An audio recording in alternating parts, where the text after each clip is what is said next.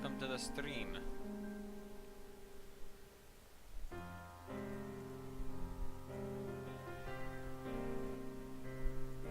Give me a second. Give me a second.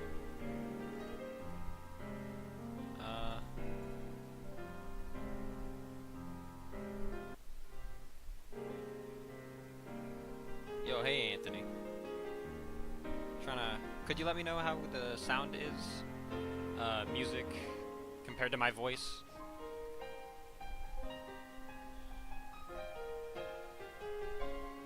I don't know. Does this sound fine, or should I turn my voice down, or? Voice, what? My voice is a bit too not loud? Are you saying I should turn my voice up, or turn it? Turn my voice up. Okay.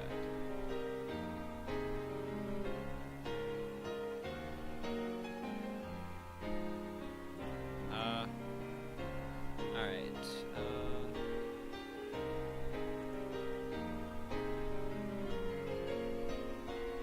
Okay, I already have my voice turned pretty high up, so I'm just gonna turn the gain down. So how's that then? If you turn your audio up. Okay.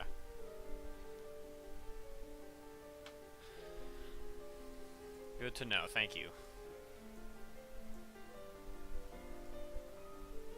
Why is it so small now? There we go.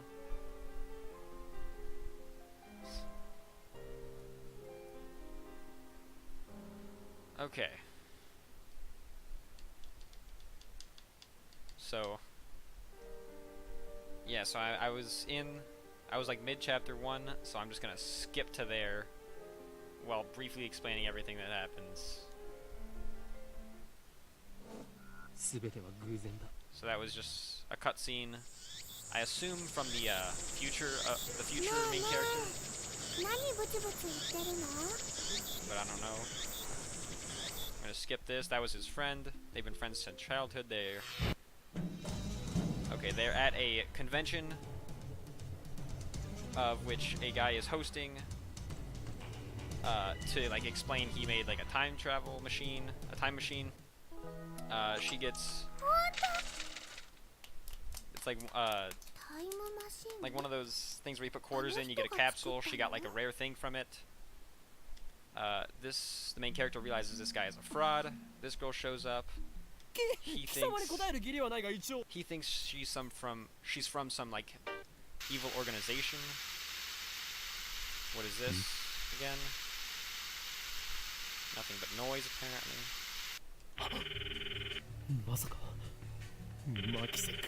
Wait, what is? Hold on. Okay. His friend is still upstairs, so he's calling her. She doesn't pick up, but then she's right here, I think. Yeah, she's right here. I believe right here she lost that rare thing that she just found. Everyone heard a scream, which ends up being that girl that he thought was evil. And she's dead. They run out. Everyone's here. Ooh. Okay, and then he sends a text message to his friend.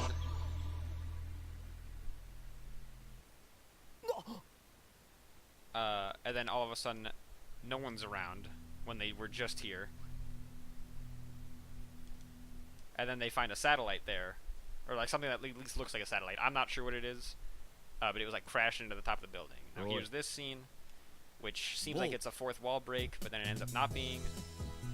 Here's his other friend, Daru. He's like the programmer, I think. Like the hacker of the group, basically. They have like they have a group going.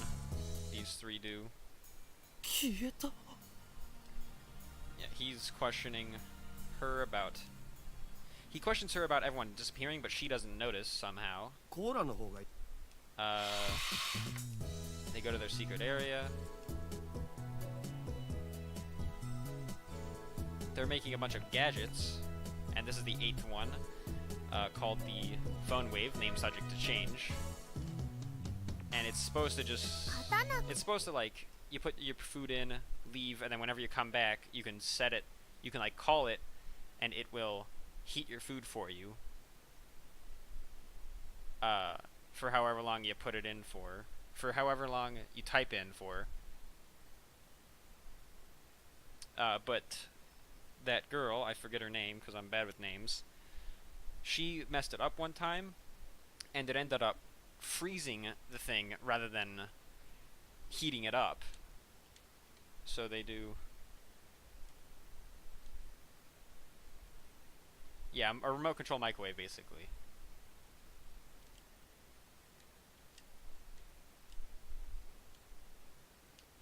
So, like, say you put in, like, a Hot Pocket, and then you leave to go do something. Then, on your way back, you call it, and set it for, like, 2 minutes or whatever, and then you'll get home, and it'll be fresh in the microwave.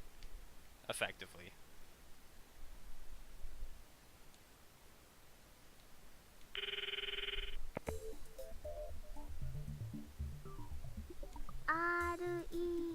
Yeah, this... Okay, and then... So the way it's supposed to work, you're supposed to put pound, and then however many seconds you want it to do. But she messed up doing 120 pound to do it reverse. Which again ended up freezing the thing rather than heating it. So they're doing this as an experiment, which makes bananas turn, like, basically just, like, to gelatin. Like a green gelatin thing. She says they're, like, flavorless. The main character and his friend. Oh, hold on. I got mail. Okay. So this is where the game splits into different paths, is the text messages. In my playthrough of this so far, I replied to this first one, I believe.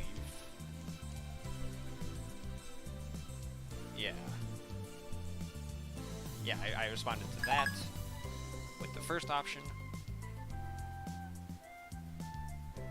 Now we continue. So they're going to, I forget if I said it, they're going to like a convention or whatever for school. Oh, it's like an orientation or something for school for their new year or whatever. He runs into this girl, which is the same girl that was dead not too long ago. We realized that the text message that the main character sent to his friend, which was actually this guy, I should have said that text message he sent to him came a week ago from today. So effectively, this guy got that text message from the main character a week ago, despite him sending it today, for whatever reason. And then that girl is somehow alive. She gives a big speech about different theories of time travel.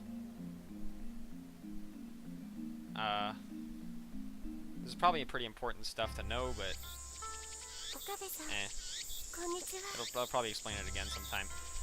Now here's this girl, which is actually a boy, for whatever reason. He comes here to get, like, to get an exorcism, because it's a trap. It is a trap. He comes here to get an exorcism from this guy,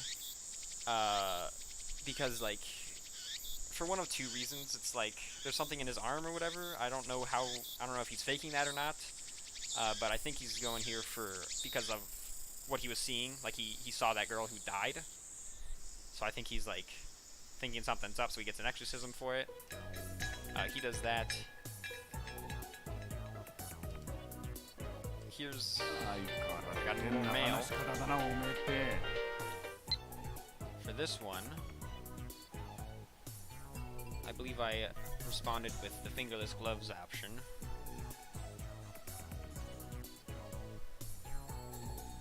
Yeah, that's that. Bring, bring. Yes, I responded with this. So there's that again. Okay, this guy is the guy that allows the main character and his group to rent the floor above. And this guy sells he runs a store where he sells CRT monitors. Yeah. I'm bad at explaining stuff. He's their landlord, and he lets them rent it for very cheap. He also lent them a CRT, which the main character broke not too long. Like, he broke when they were last in their room. So now they're coming to him to get it repaired. He charges them for it. This is a person who comes in for an interview for this guy to work for his business. Which strangely, he wasn't looking for anyone, but she insisted on working here. So she gets a quick interview and gets accepted very quickly. That's it. And this is where I left off last. So this is where I'm actually not gonna skip anymore.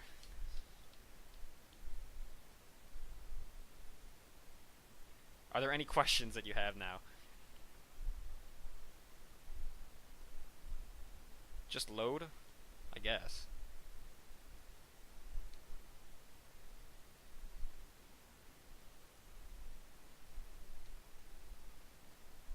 That's it.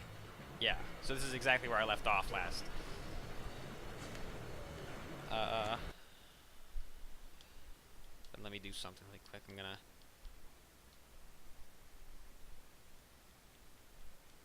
set the voice all the way down. I understand everything that was said, because I experienced it. Oh, in the speech part with the time travel?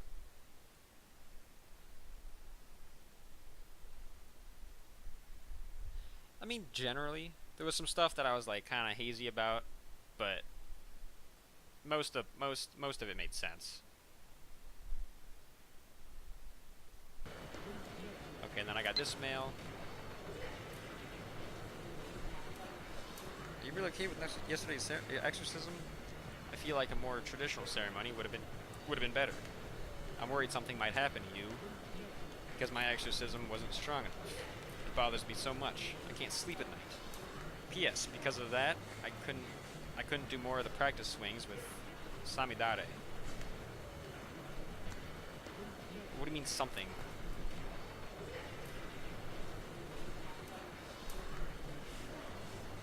What are you asking right now? No, for this choice, I did ceremony.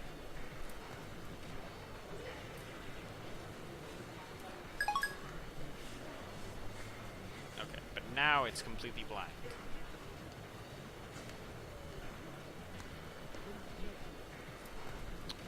Okay, main character's name is Rentaro, but he also calls himself Ho and Kyoto, I think. Something like that, at least. So hot. I was at university all morning. As I returned to Akiba, not sure if that's the right way to pronounce it. As I returned to Akiba, the heat is now becoming unbearable. I grab an iced coffee at the bakery inside Yodobashi to quench my thirst. While I'm at it, I guess I'll check @channel on my phone. @channel is a fictional thing in the game. It's like basically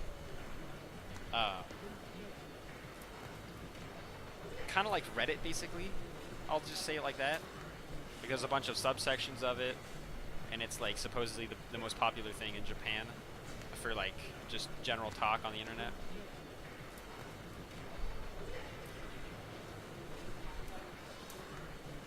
I mostly frequent the occult board, the future technology board, and sometimes the physics board. Hoen Kyoma. Okay, Kyoma. Yeah, I knew it was something like that.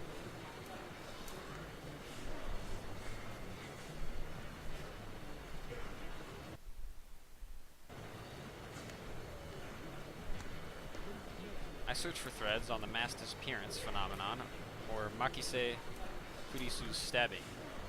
Oh, okay, and Makisu is the girl that he found dead, but then ended up being alive again. But turn up nothing. So were those hallucinations after all? When I peek at the occult board, I find posts in multiple threads from someone claiming to be John Titor. I believe that is a guy from, like, way in the past of this world that claims to be a time traveler. Wait, John Titor is back? John Titor appeared, oh yeah, it's 6 million now, on an American BBS 10 years ago, claiming to be a time traveler. He claimed to have traveled from the year 2036 in order to obtain an old computer, the IBM 5100. His claims started quite a storm among the BBS denizens. And then whenever one of those red words pop up, I like to know more about them. So IBM being an American computer company, not only do they develop and sell hardware and software, they also offer service and consultation to enterprises.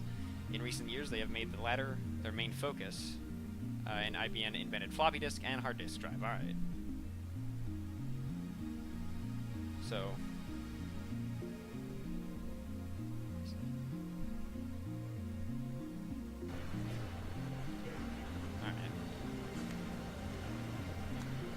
Titor also made several accurate, if fragmentary, predictions of future events.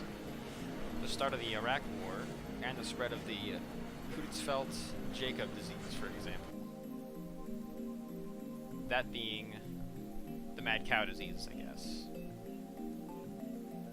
Only used in the case of human infection, early symptoms include memory loss, abnormal movements, personality changes, dementia, and muscle stiffness.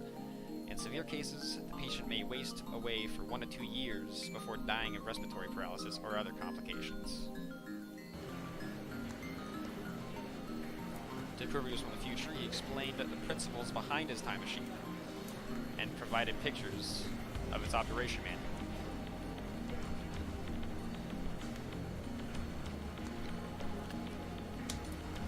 But after about 4 months, he disappeared without ever revealing his identity. At one point, his predictions gained popularity even in Japan. Yes, he certainly did get some things right, but on the other hand, he missed several others. Some of his posts contradict each other too. That's why to this day, most people doubt his authenticity as a time traveler.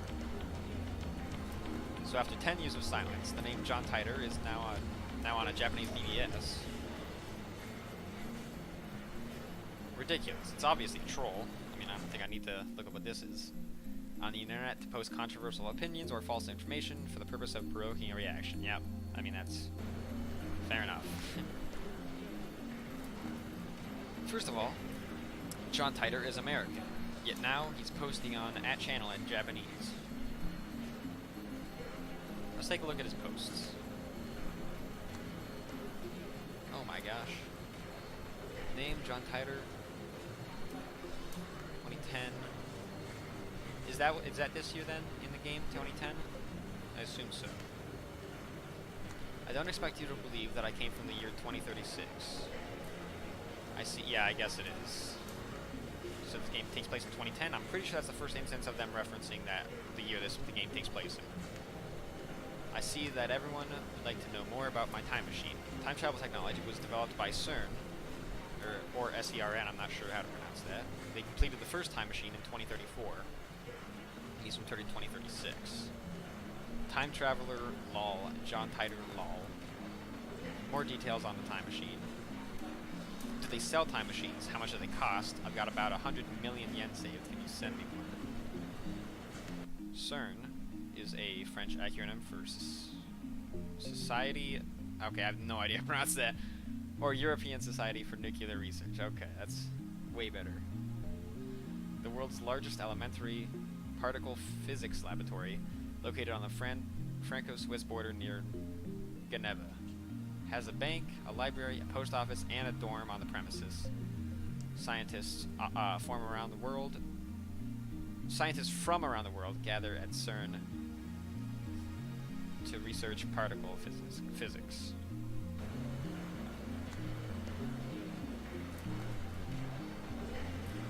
CERN has a monopoly on time machines. Not even the most powerful nations on Earth can acquire one, to say nothing of private citizens.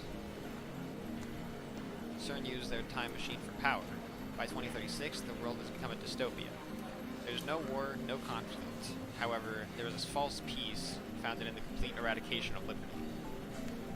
What does the lol mean? Why did you come to this time? Was the Akiba satellite crash you're doing?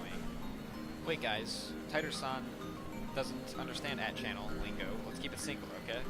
Simple, okay? If you know what I mean. Get a trip code, jerk. You'll take 2 time machines, Anthony? That's fair. I'll take 3. More? Akiba?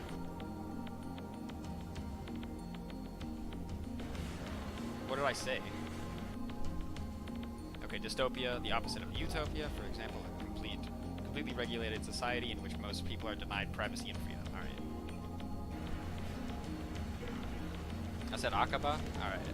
Akiba, then. I came here to change my present. In other words, your future. My mission is to destroy CERN's dystopia and to restore freedom to the world. This is a wonderful time you're living in. Everyone is free. But you will lose it all in just 20 short years. It is vitally important that you understand what the future has in store. What is the trip code? I might get one if you tell me what it is. You said only CERN has time machines. You have a time machine. That must mean you're working for CERN. Therefore, Therefore, your goal can't be to destroy CERN's dystopia. You're a fraud. QED. I'm not sure what that is. What's a dystopia? How can CERN take over the world in just 20 years? Look at the Middle East.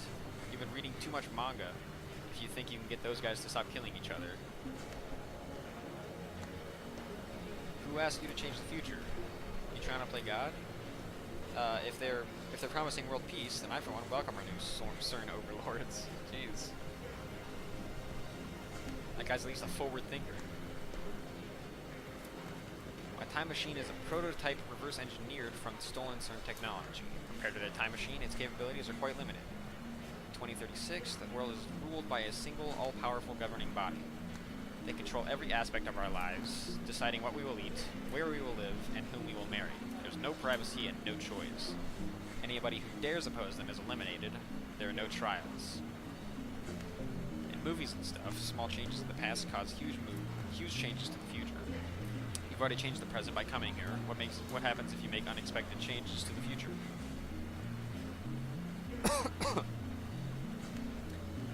Implying CERN rules the world. Do you even know what CERN is? Lol. OP is a troll.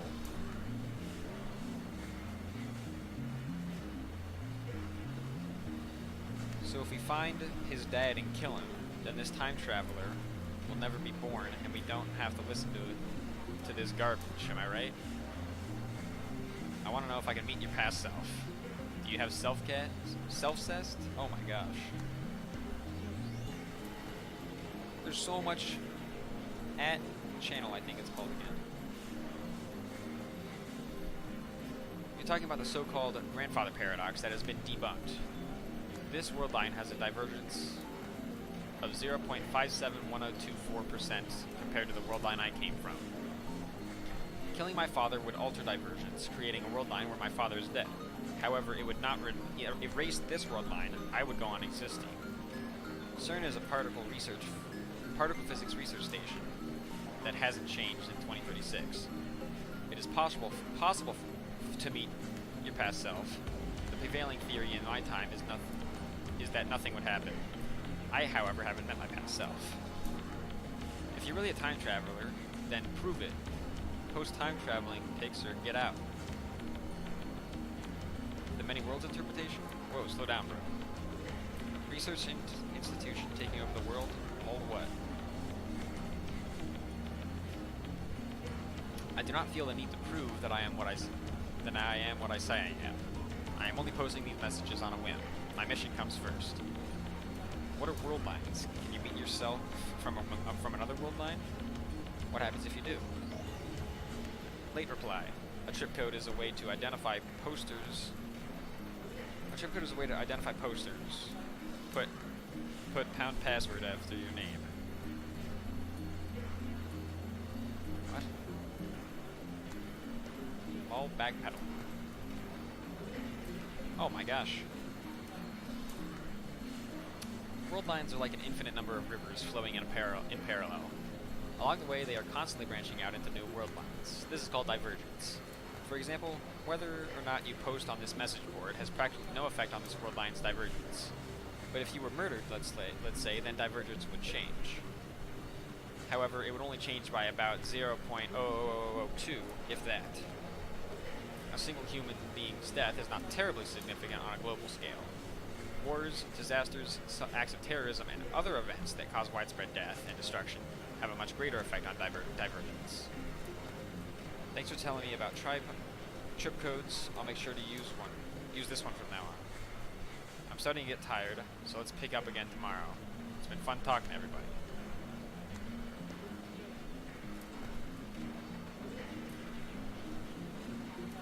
Looks like they've already made an archive of these threads.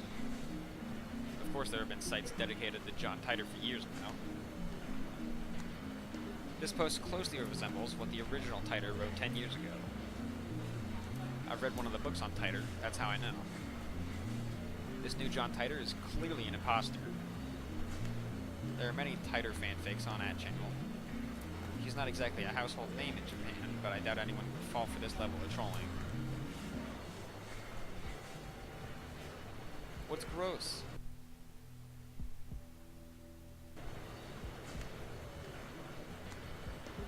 As I continued to read, however, I find the response the opposite of what I expected. Oh, fanfics. Not fanfics, fanatics. Did I say fanfics?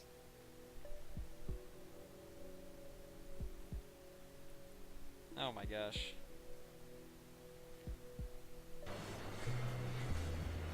Everyone is accepting this time traveler as if this were his first appearance.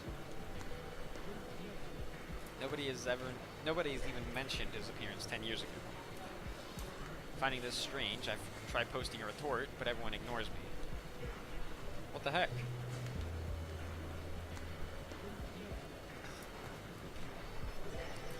You can figure this out if you do a little research, people.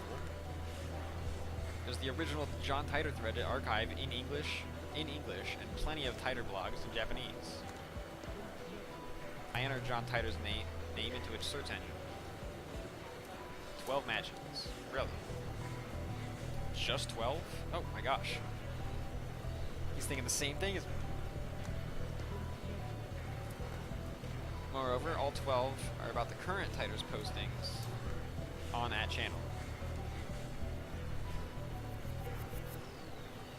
Can't find a single trace of the Titor from 10 years ago.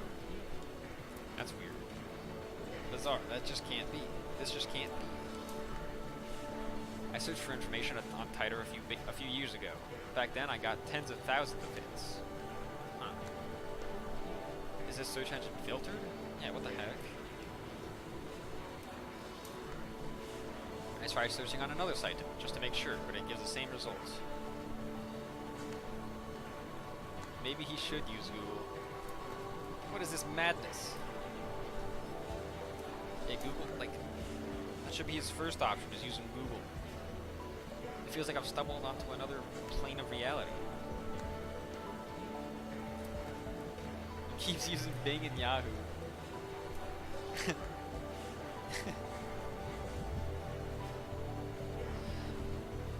Could this be another organization conspiracy? These past 2 days, I've been surrounded by nothing but chaos and confusion. I'll call Daru. He'll know about Titor for sure. After all, I've talked to him about Titor before.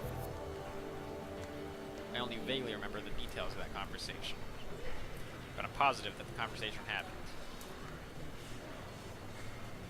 By the time I dig my phone out of my bag, I no longer feel like making the call. Why not? Oh, instead I send him an email on the way back to the lab. He replies with his location. By May Queen. What? He means May Queen plus Nyan squared. A maid cafe. There is regular there. Apparently 3D cat maids are his thing too. a type of cafe where the waitresses wear maid uniforms, usually in the French maid style. They usually call their customers master. Patrons can talk to the waitresses and play games with them, but ultimately, maid cafes are restaurants, not bordellos. I don't know what a bordello is.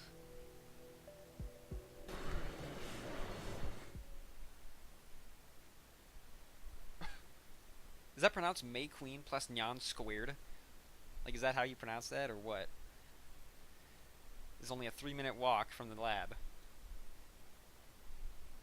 What do you mean question mark? Look. May Queen plus Nyan squared.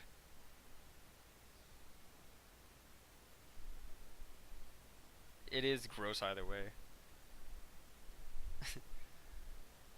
Coming from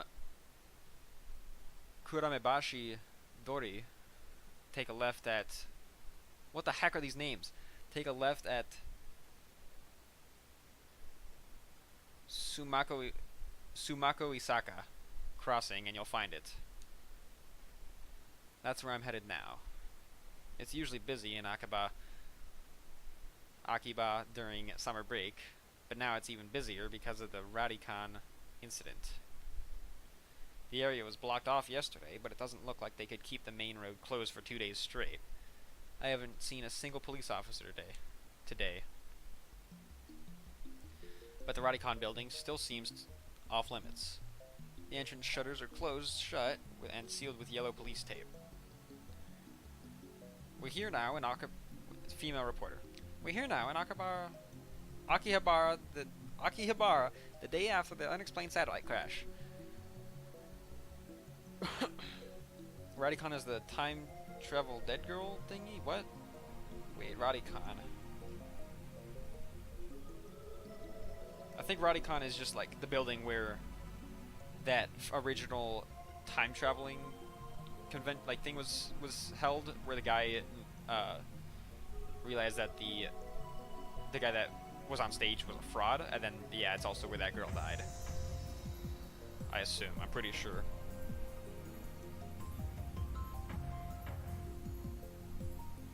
I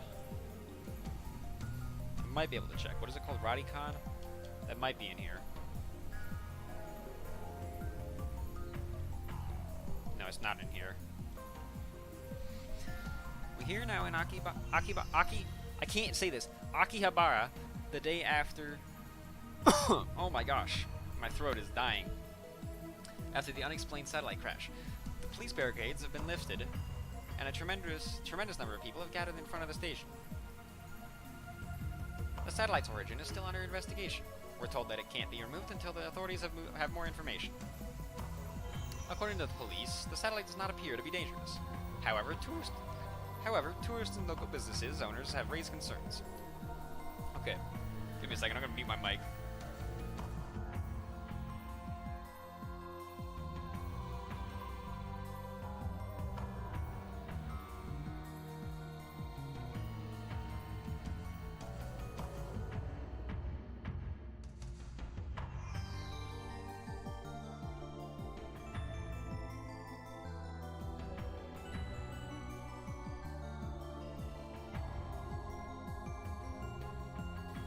Okay, that should be better.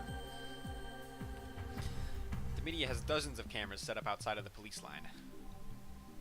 And there are nearly twice as many onlookers as reporters, enough to fill the entire street with people. Everyone's aiming their phone cameras at the satellite-like object. So many people. Living in Akiba. You get used to crowds and big events, but a gathering of this size is unusual. Yeah, that's the thing that you see at the very end of the prologue. That I skipped over. I wonder when they'll get rid of that thing. I hope it doesn't explode or something. They've been letting people back into the area, so I guess there's no danger. Still, considering it's an unknown origin, I'm surprised there isn't more security. Today, like always, otaku are shopping for dojinshi, important games, electronics, or whatever strikes their fancy. Dojinshi being fan-created amateur manga, which are often not, but always adult in nature. I don't understand that sentence. Often not. Oh, Often, but not always. Okay. Which are often, but not always adult in nature. These are sold at special doujinshi events. Oh, okay. The biggest of which is the twice annual comic Giga Market, known by fans as Kamima. Kamima, I'm pretty sure, has been talked about. Yes, that is basically like a big cosplay event then, I think. Yeah. So like basically Comic-Con. Yeah.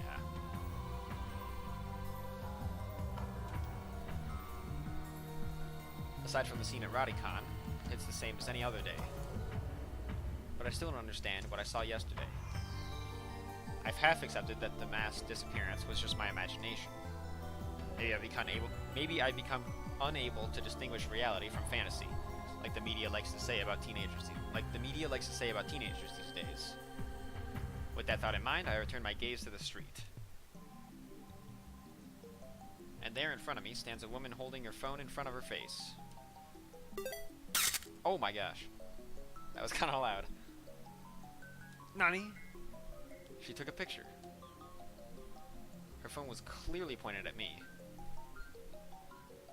I tried to cover my face, but not quickly enough. It's not even a bring, that's a picture. I turned around just to make sure that she wasn't pointing it at someone behind me, but that doesn't seem to be the case. What does she have against you? What does she have against me? She's still staring at her phone. What the heck? Even without glancing at me, she turns around and points her phone at some other pedestrian. What? I'm so confused about this girl right now. Maybe she's just taking photos of everyone at the scene and not just me. But still, I have to have a word with her. The organization is after me, so I can't risk that photo getting out. Wait.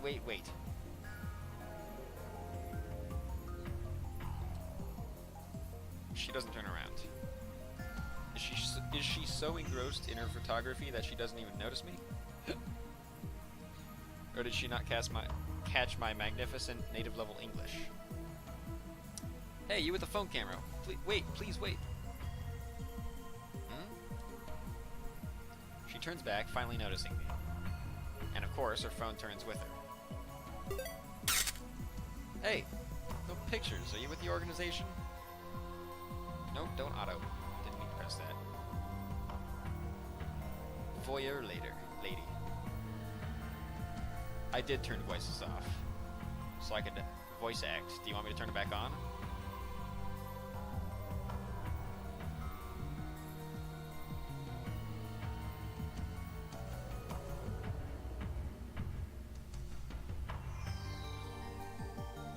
There's some good parts with voicing. Alright, do you want me to turn it back on then?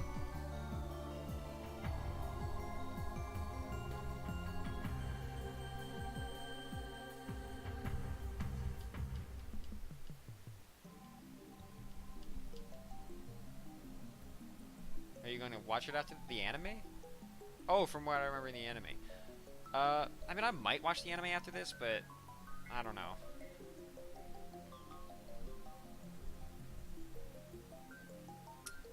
More likely not, but maybe.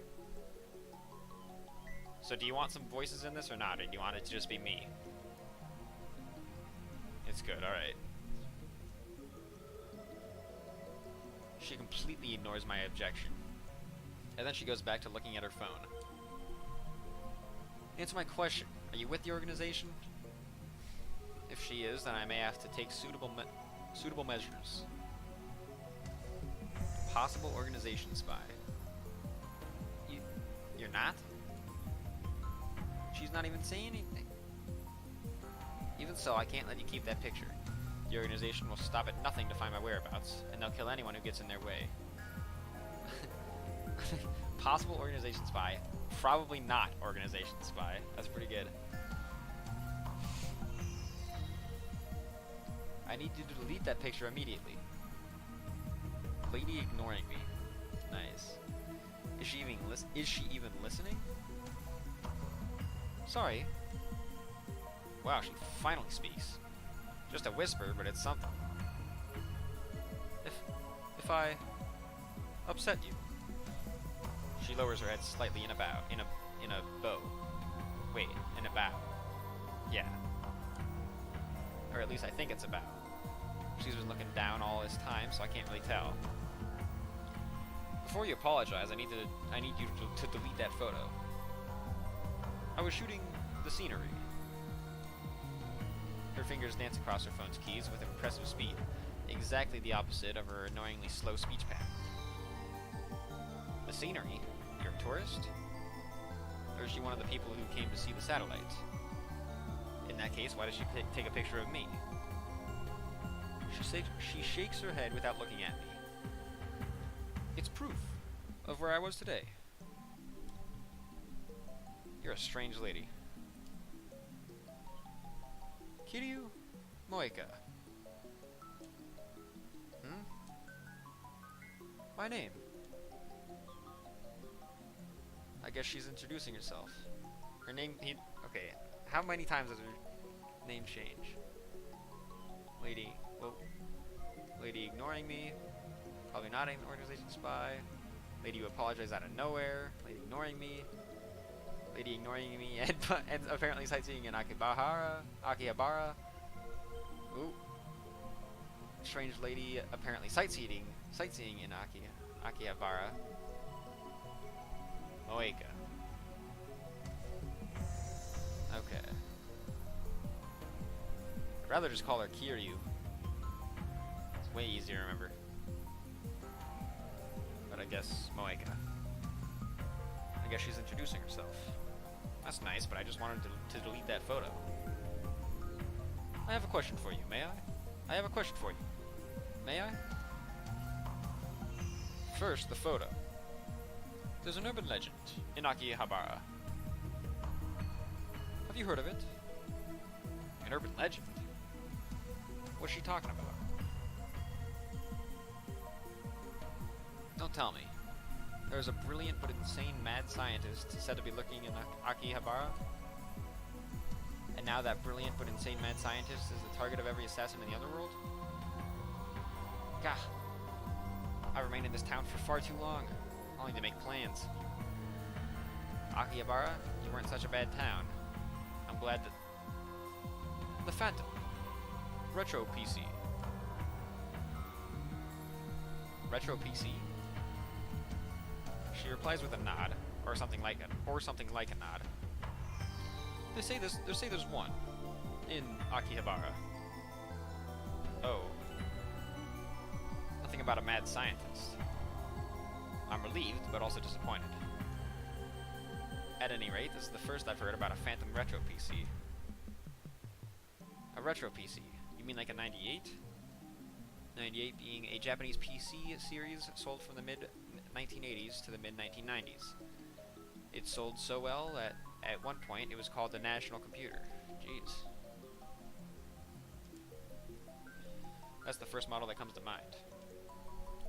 But a 98's really that hard to find? She shakes her head slightly, or something like a shake. No, this. She turns her phone towards me. The screen shows an oddly shaped computer. Is that a laptop? It's hard to tell since the picture's monochrome, but it looks some kind of PC. It looks kind of familiar. An IBM 5100. IBM 5100. Yeah, that was said earlier. Was that by the time traveler guy that said something about that? Yeah, that's the computer John Titor tried to get. Her fingers twitch, I think. You've seen one? No, I've only heard the name. Coincidence? No. Plot twist? Is this girl that time traveler? Just... You don't know? I mean, I'm not asking, like... I'm asking rhetorically. Like, just... possibility that she might be the time traveler. because I don't think anyone's actually seen that guy. So it could be her just disguising with that username. This could be the choice of Steins Gate. Know anyone who might know? Daru probably knows more about it. He's my favorite right arm. He's my favorite right arm. A super hacker capable of breaking into even MI6's mainframe. MI6 being the government organization responsible for foreign intelligence operations. MI16 stands for Military Intelligence Section 6. Wait, did I say 16? I'm bad. MI6 stands for Military Intelligence Section 6. However, its formal name is the Secret Intelligence Services, or SIS. The MI6 part is a slight exaggeration.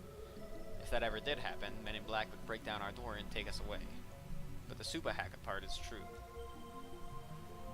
The depth of his computer knowledge is uncanny. Speaking of Daru, I'm supposed to meet him at May Queen plus Nyan Squared. I don't have time to stand around and chat with some crazy lady I don't know. Well, I'm off, lady. Well, I'm off. Wait. Well, I'm off. Lady, media scrum in moderation. Okay. During news stories with high public interest, reporters sometimes latch on to persons of interest, bombarding them with questions, prying into their lives, and even camping outside their houses. These activities are a serious invasion of privacy and can inflict mental and emotional stress on the subject.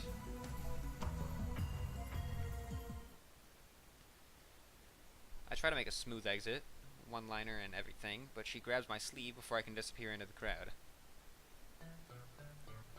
What are you doing? Your email, please.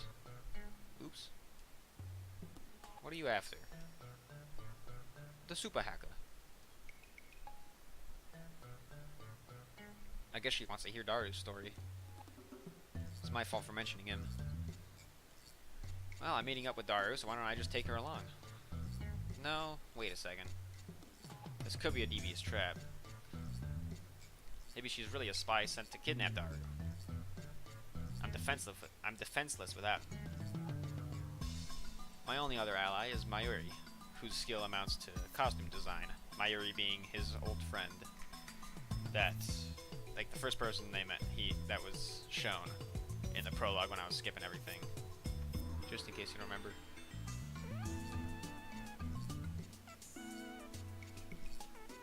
I refuse. I'll never give up Daru. I slip past her and start walking faster. I glance back. Is she gonna be right there? She's following me. Oh, okay. Email is just basically phone number. That's what I assumed, but thanks for clarification. I pick up the pace, but she's still chasing me. Stop following me. Unperturbed, she shows me her phone again. On the screen is the picture of me that she took. Gah, you still haven't deleted it? Tell me, and I'll delete it. You dare blackmail me? Who do you work for? I attempt to glare her into submission, but her eyes are already lowered. My glare is ineffective. She hesitates for a second. Work part-time at Arc Rewrite. What's that? An editorial company here in Akihabara. One of those companies that writes articles for magazines? Is this gloomy lady really fit for that kind of work? Wait, you plan on publishing my picture without permission? You plan on publishing my picture without permission, don't you? The mad scientist of Akiba. Unveiled. I can see the headlines now. That's all the organization will need to turn Akiba into a sea of blood. No, I must avoid that gruesome outcome at all costs. I have no choice. Very well. I accept your terms. At any rate, as long as she has that photo, I have no way of knowing how it might be used. I pull up my email address and show it to her. Looking back and forth from my phone to hers, she enters my info with terrifying speed. Of course, this woman is an Esper. What the heck is an Esper? A general term for humans who possess supernatural powers. Common powers include telepathy, telekinesis, and precognition. Though more exotic powers exist, it is rumored that some Espers even possess the ability to reshape reality with pure force of will. It derives from the term ESP, which stands for extrasensory perception. I dub her power Shining Finger. Her magical thumb types cursed emails at 255 characters per minute. Whoever receives one dies. Harsh. She's done typing my address. It took all of 5 seconds. Name? Hoen Kyoma, mad scientist. How is that spelled? First, Ho for Phoenix, then In, and finally, Kyoma, which means a horrible truth that must never be revealed. Oh? Hyo for Phoenix, then In, and finally Kyoma, which means a horrible truth that must never be revealed. I repeat my perfect explanation. This is the origin of my true name. Explaining the in part of Hyoen would take too long, so I left it out. Or Hoen. She enters my name with her head tilted to the side. Like this?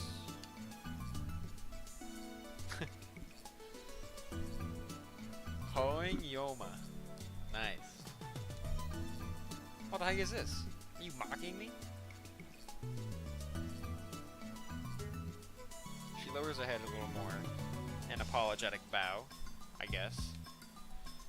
Just hand me your phone, I'll enter it.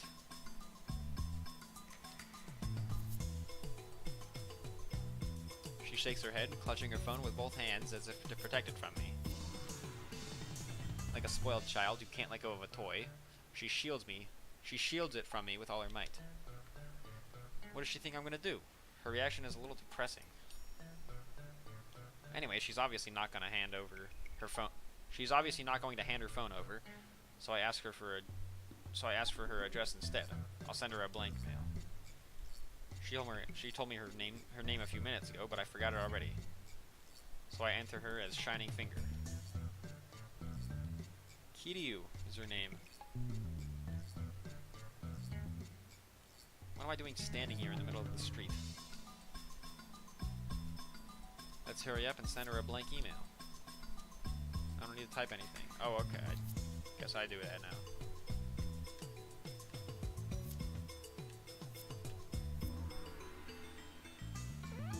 And send.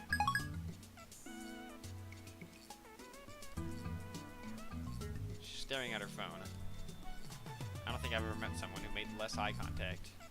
I can't type in, nerd. It doesn't let you type anything. It doesn't let you type anything. Unless it does, but I don't think so.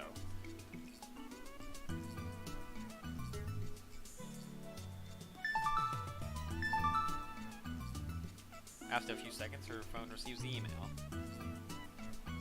Okabe Rintaro? What? How do you know that name? From the blank email. Dang. My email is still linked to my real name. I must change it at once. That's just my alias. I'll send another one with my true. No, this is fine. Wait, why'd you facepalm IRL?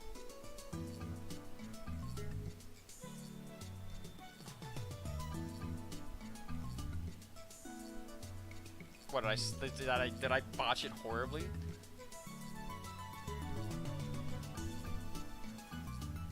Then what?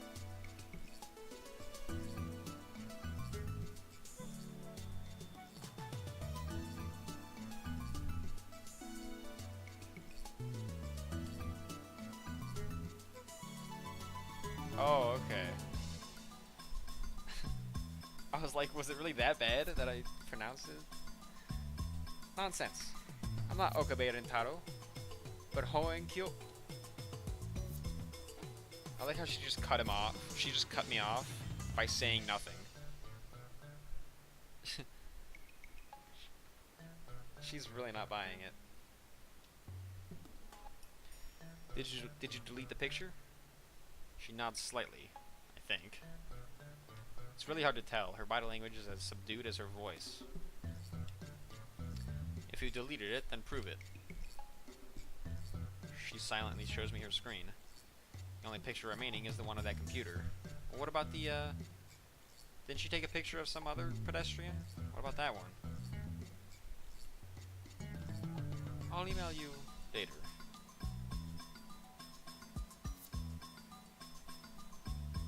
He spent forever trying to convince the name, then gets oofed on the email name. Okay.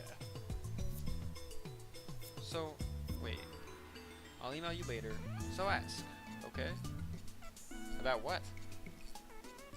The urban legend. Oh, that. I almost forgot. With that, Shining Finger wanders off. It's Kiryu! Rintaro, I think is your name, I forget again. Yeah, Rintaro. Throughout the encounter, she kept the same cool expression. Actually, I don't think we ever met once. Wait. I don't think we ever once made eye contact. Alright then. I'm not saying that. Welcome back. I'll say that. I open the door to the May Queen plus Nyan Squared Maid Cafe and two familiar cat-eared girls meet me with smiles. Wait, who's Mayuri? Oh, Mayuri is childhood friend, right? I think. It's Okuden.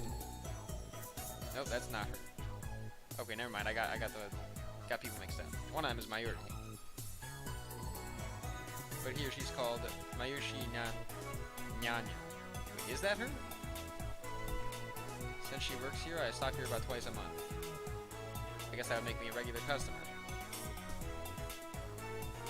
Actually, I've never been to any other maid cafe. Okay, wait, is that who? Is that her? Yeah, that is Mayuri.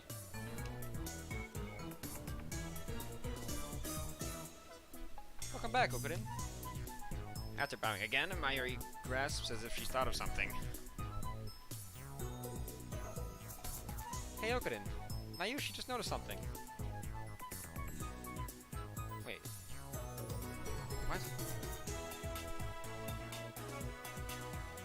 Welcome back. And Okuden go really well together. Whatever. Shining Finger reminds me of Jotaro's Secret Stand. Yeah, the Star Finger. Ferris? Oh. Kyoma. No, I already have that voice. Kyoma. It's right, you came, yeah? Mail. What we got here?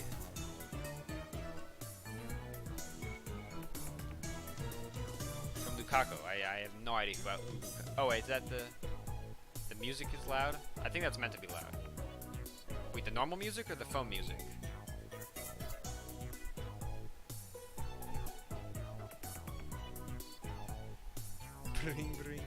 Is the music loud or is the phone music loud? Because I think the phone music's meant to be loud.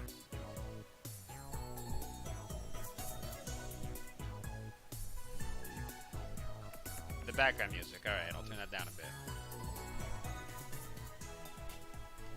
How's that? Turn it down a bit.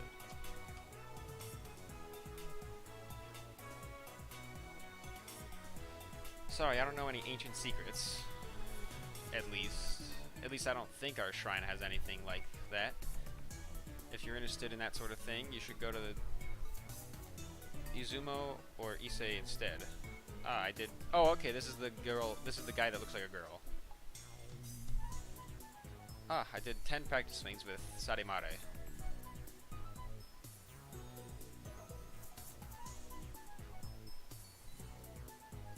The other maid who came to greet me, Ferris Nyan Nyan, her professional name of course, hits me with her trademark combo attack of cute cat-like gestures. Gross. She's May Queen plus Nyan Squared, the most popular maid. Even though she and Mayuri are about the same age, she looks and acts a bit younger.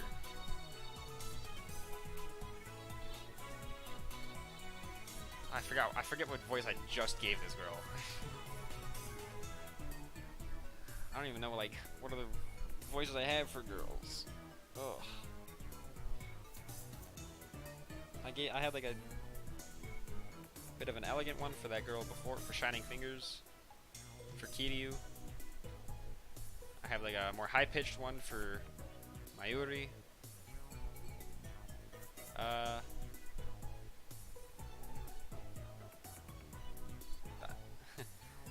Daru, is that Daru Nyan's here too? He's been waiting, yeah? A childish voice? I don't know how do you do a childish voice that's different from like a girlish kind of voice? How do you do like a childish voice that's not like a high-pitched voice? Or at least acting-wise, I don't know how to voice act like a child.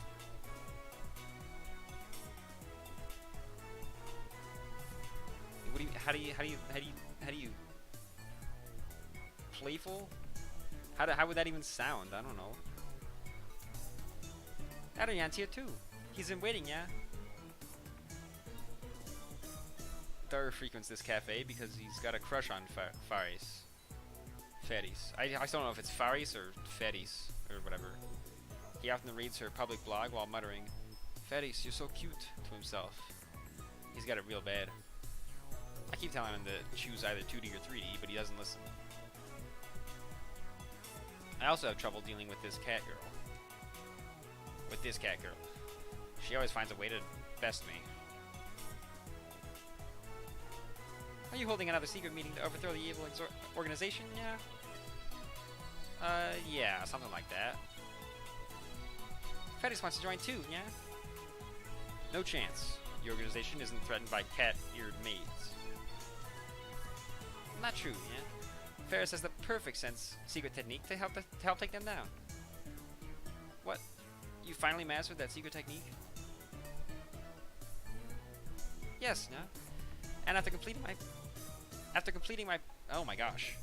After completing my pilgrimage to the Guyana Highlands and overcoming my mentor's death, I finally mastered it. What mentor? Ferris knows my true name, Hoen Kyoma. I've also told her all about the organization. And now she's more into it. Now she's more into it than I am. That's a typo. She's always the one who brings up the subject whenever we meet. By the way, is that another typo? This is the first time I've heard of this secret technique, or whatever it is.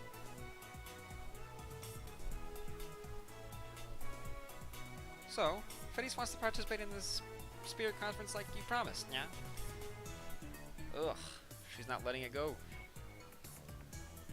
It'll take 30 minutes if I play along with her. You're not suggesting we venture to the sanctuary. The answer is no.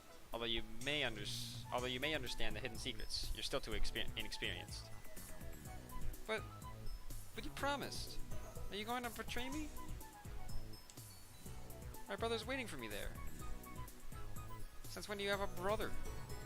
And what the heck is this spirit conference anyways? Fedis looks at me with actual tears in her eyes. I falter, even though I know it's just one of her cutesy acts. Her roleplay is OP. That's fair. Whenever I talk with her, I run out of comebacks, which is really unusual for me. And then she takes the initiative, leaving me with nothing but listen to her fantasies. I mean, come on, you can only take it so far. There's a very clear difference between her stories and mine. As anyone can see, I speak nothing but the truth, while Feris has only delusions and a made-up backstory. I always have to play along. That's why I feel like I can never best her. I don't quite get it. But can Miyoshi go to the sanctuary too? Great, now look who's joined in. It's just going to get worse from here. I have to end this conversation now. You can't come. This discussion is over. Eh? No fair, Kyoma. That's right. Leaving Miyoshi and Feris-chan behind is mean. Who is Feris? What? Yeah, what is that question? Rintaro. Her name is Feris, right? Yeah. And then he's like, who's Feris? What? I'm genuinely confused. Feris-chan is Feris-chan, right? Right. Mayuri and Feris look at each other and smile. Is she talking about this Feris? Is that her real name? What are you talking about, Rintaro?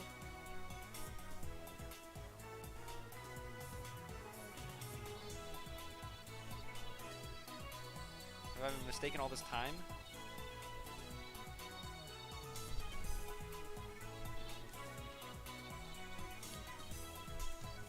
Oh, okay. I didn't realize it was the A was replaced with an E. Still, though, it's like kind of a dumb question. That's a disturbing thought. Well, Miyoshi has a hard time saying Feris, so I call her Feris. Wait, Faris, so I call her Feris-chan instead. Oh, so that's it. It's like we're in a girls' school. That's not too tabby. Okay then, moving on. Show me to the table already. How long do you want me to stand here waiting? Yeah, sorry, yeah. Table for two this way, yeah. Mayushi, I'll leave it to you. Yeah, yeah. Gosh dang it. I hate this scene. Leave it to me. If you hadn't noticed, the cat-eared maids here at May Queen plus Nyan squared are required to add cat sounds. Nyas and Nyans to their words with some frequency. Mayuri takes my hand and leads me inside. Apparently, Mayushi Nyanyan is the only one who leads customers by the hand like this. Probably comes naturally to her. She doesn't even realize the effect it has on other customers. And that's why she's second to Faris in popularity at this maid cafe. She guides me to Daru's table. The tables are about 60% full. Among Akiba's maid cafes, May Queen plus Nyan Squared's popularity is solid, but not booming. Considering what Faris and the others are wearing, it's more like a cosplay cafe than a maid cafe. Furthermore, the cat ears and Yanyanian dialect makes it less acceptable to low-level otaku and first-timers. On the other hand, those same cat ears are a topic of heated debate among die-hard maid cafe fans. These don't have cat ears. I'm not going back to the beginning. Dolan. Cat ears plus maid equals 2x moe. These two viewpoints clash.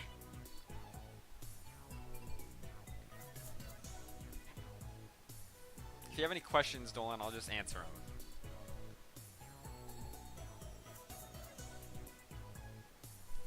Hey, what the heck are you typing in Discord?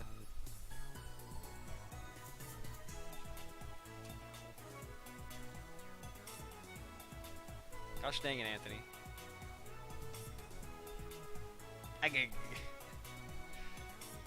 But this place is one of the older maid cafes in Akihabara, but it doesn't get much media exposure.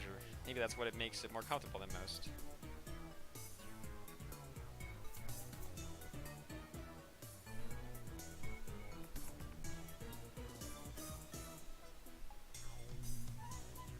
At least that's what Daru says.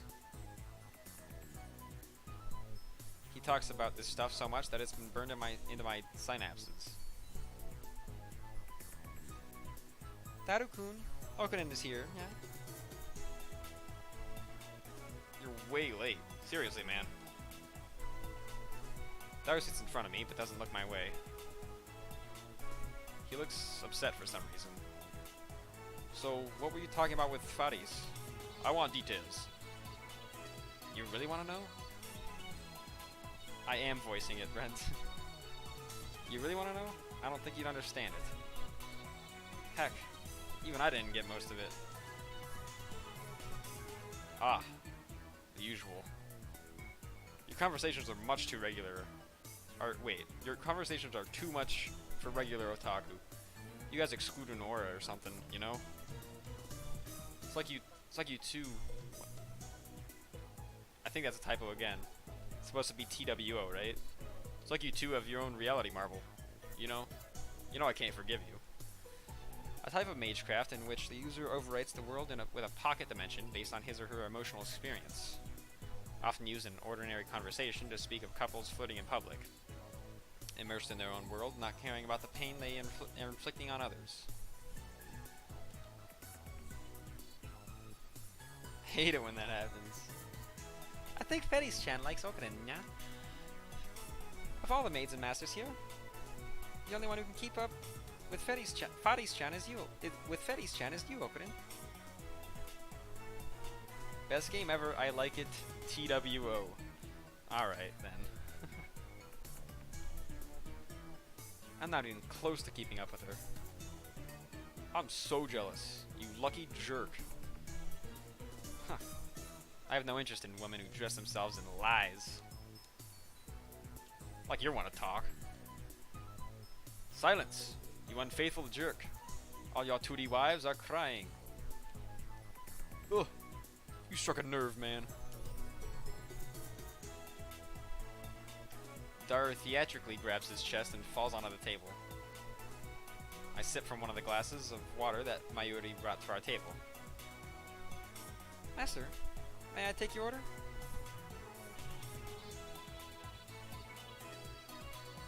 Tanner, this is the worst experience of my life. Please use the Japanese voices. Fight me, Brent. I know my voice acting is awful, but I still like to do it. Fight me in this game.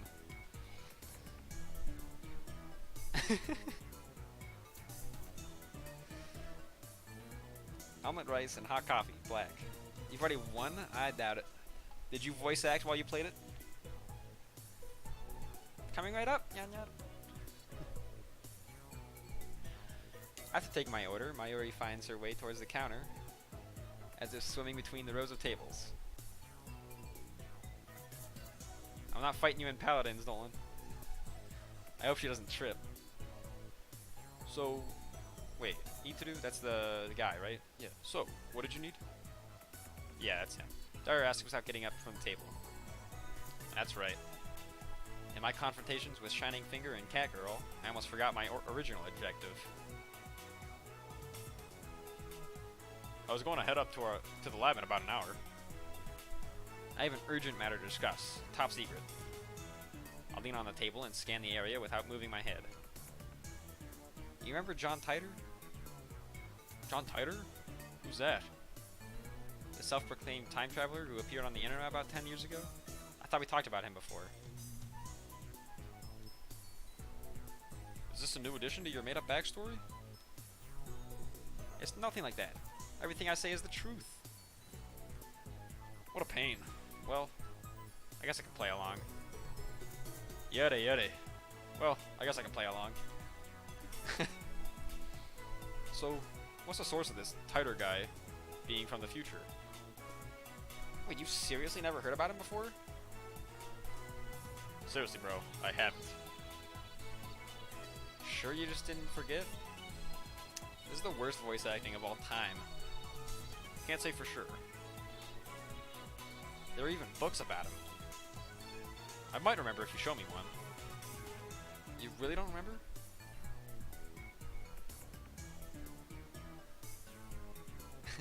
Memories fade. Memories fade. We're not computers, man. Ugh. This is wrong. I remember talking to Dyer about John Titor back in high school. It was only idle talk, so it's possible that Dyer forgot about it. Dyer is quite the internet addict, but the internet lets you choose what information you want to see. There's no guarantee Dyer looked up info on John Titor. I am stumbling on my words so much right now. If he had, I doubt he would have forgotten so completely. Is it my memories that are mistaken, or everyone else's? Then what about the IBM 5100? Whoa, you know about that? Cool. So you know about it? It's the model IBM released back in 1975. Right, that's what John Titor said on the channel. He traveled to 1975 first, and obtained an IBM 5100, then leaped to 1998. Yeah, that's a fair point, Brent. Like, doing this is pretty good practice just for talking and reading. What kind of computer is it? The stupidly expensive kind. Back when it came out, computers were so expensive, the average people couldn't get their hands on them. It was full of proprietary IBM technology, and it was a pretty powerful computer for its time. Then 6 years later, in 1981, IBM launched the popular IBM PC series. Now that's more famous. Anyway, it's not like I'm an expert. This is just stuff I read on a wiki. An online system for the creation and compilation of hypertext documents on a web server. Yep. Have you heard the urban legend that there's one in Akiba? You bet I have. Just last month, there was a big talk about it on the net. Some channelers heard the rumors and went searching for it. My friend on Freepada, Sister Centipede, was the main person behind that. Fictional, a popular social network service website designed to facilitate easy communication between users. Alright. So what, kind of like Skype? Well, I don't know about that. Twitter. That's probably a better way to put it. Twitter or Facebook, yeah.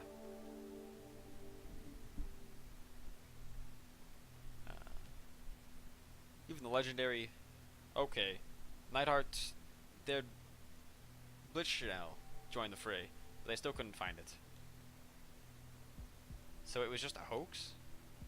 Who knows? There are tons of underground shops in Akiba. It wouldn't be strange if an IBM 5100 suddenly turned up in some hole in the wall. Huh. I see. Mail!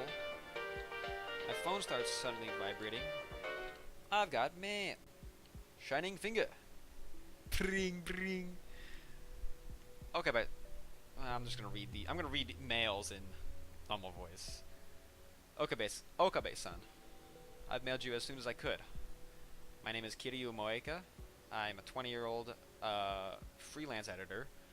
I believe I mentioned I work part-time at Arc Rewrite. Sorry for taking your picture. It wasn't on purpose. I needed some shots of Akihabara for work, and you just happened to be in one. Actually, to tell you the truth, I was hoping to sneak some shots of the satellite.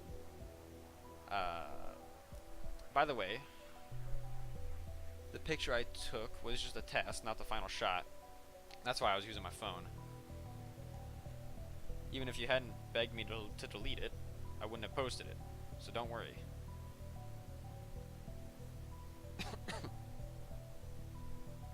Oh, there's more. Anyway, I can't read that. No, I didn't realize there was more. Okay. Anyway, I should really get to the point. I'm really sorry for asking, like, Give me a second.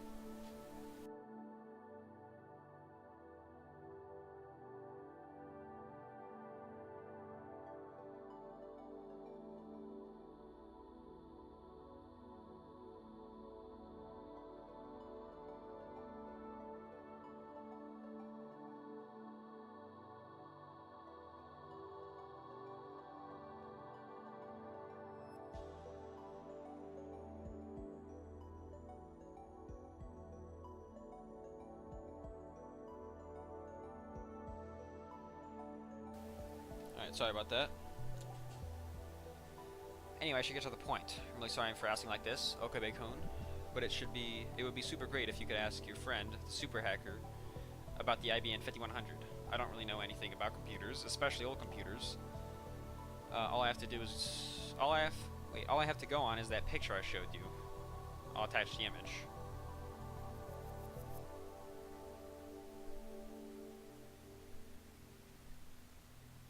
Read in chat.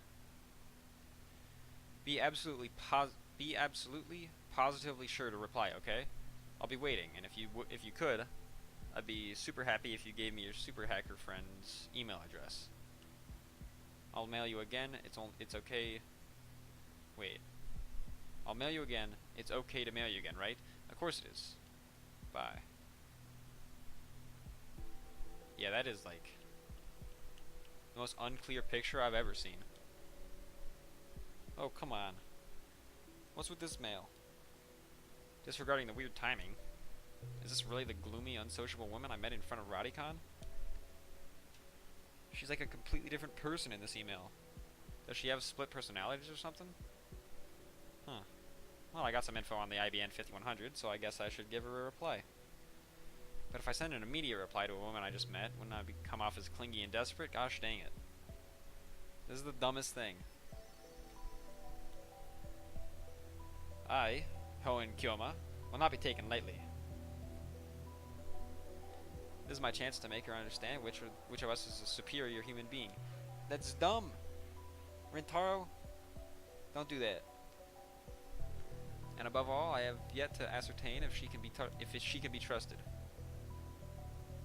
It's like Billy Madison Okabe is smuggling. That's fair.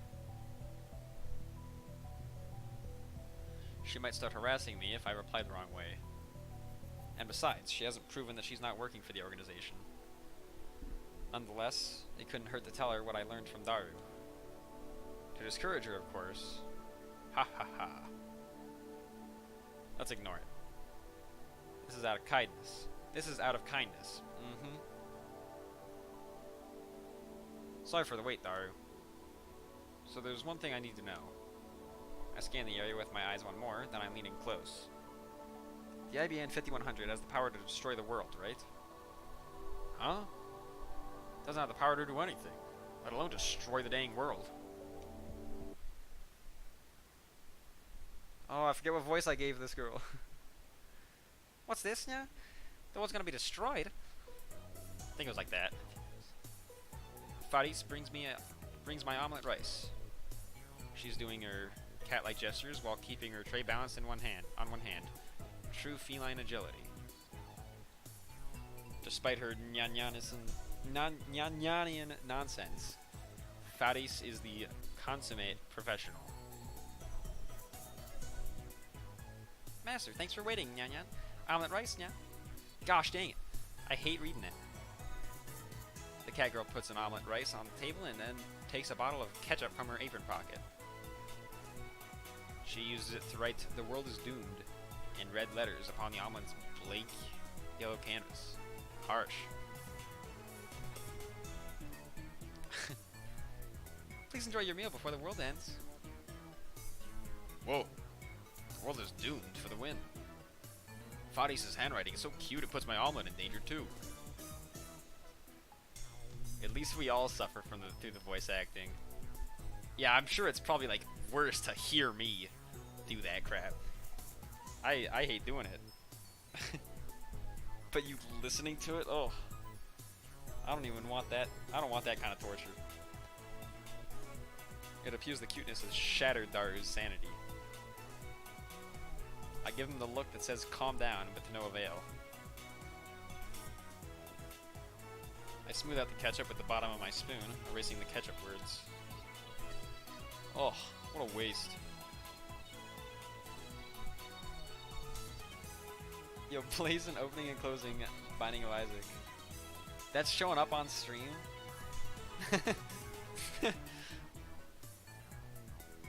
Oh my gosh.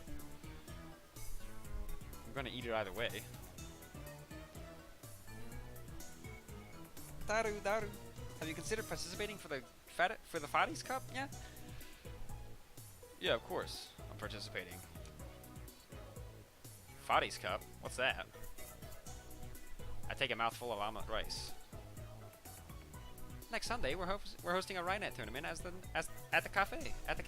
Yeah. I'm not saying that, Anthony. I know that's what it was. I wasn't saying that one. Fadi starts dancing in place. I prefer she not jump around like that when people are eating nearby. Fadi is the event organizer. It's all my idea, yeah? You can participate too if you want. If you want, Kyoma. Entrance fee is 1,000 yen and includes a drink. Whoever beats Fadi's gets to enjoy some of Fadi's home cooking, yeah?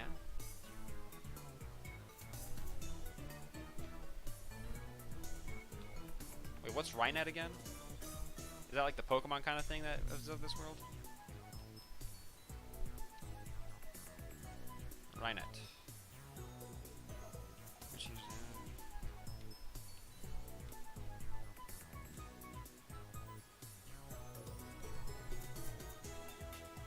Yeah, I think this is like kind of the Pokemon of this world. At least something like that.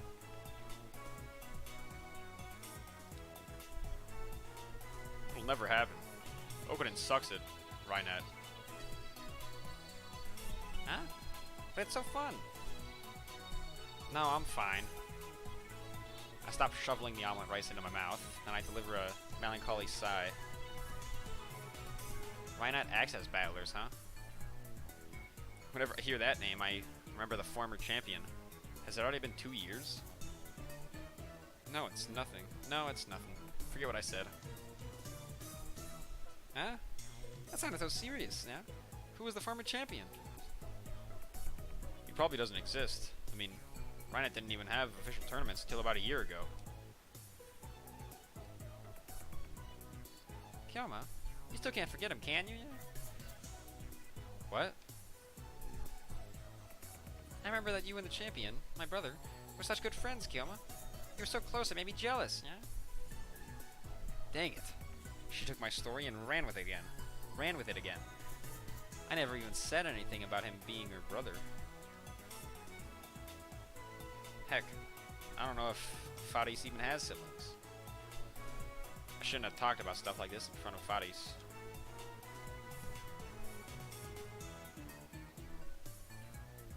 If we Discord it, we can join the voice acting? Ugh. I don't know if I want you guys voice acting just because of the dumb memes you might do. You'll probably just like ear rape garbage.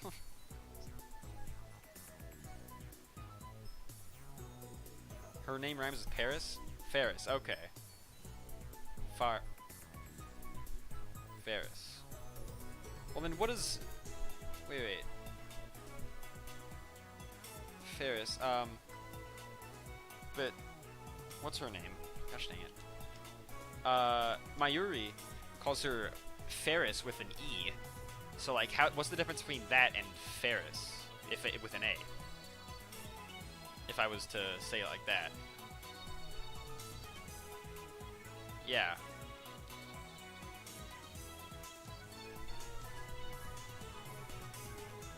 Like, there was a whole thing about it. I was very confused. Anthony pointed the difference out to me. You're just going off the voice acting? Alright. I'll just say whatever happens. But it's time to let go of the past. Seize the day with your own paws. Her shout resounds through the store. Her finger snaps at me. Even though it's painful. No, because it's painful. I succeeded my brother's dying wish and perfected my skills at Rhinetter. Yeah. and the animes, but whatever. Alright. Do you remember? Do you remember? Yeah. He always used to say, someday let's bring peace to the world with Rhinet. Ferris, bring me my coffee. And yeah? I present my empty plate to Ferris.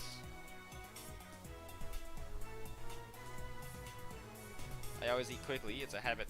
It's a habit I picked up naturally during my years on the run from the organization. Screw the slow food trend. Food that takes time to cook and eat, as opposed to fast food or instant food. Alright. I'm not sure I ever heard it called slow food. But alright. Sure thing, Master. Just wait a moment. Just a moment, yeah? Faris takes the dish and heads back to the counter.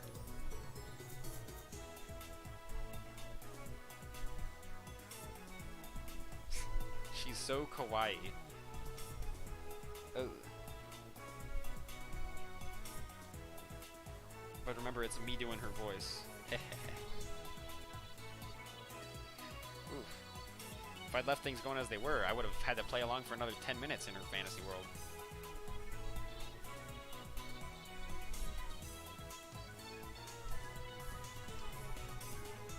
Fedis is one of the most skilled Rainiders I know. Dara explains with a wry smile. She's gone undefeated in over 400 unofficial matches. Is she Rixing Grassy? Dara ignores my perfect retort. It's so disappointing that Fares doesn't go to official tournaments. She'd win if she did, no doubt. Why doesn't she? I'm sure it's for the customers. She probably doesn't want it to inconvenience the store. Truly a model maid. Also, she's Mayushi's age, so she probably has school too. She doesn't want to inconvenience the store, yet she's holding on. Yet she's holding the Fares cup here. That doesn't matter at all.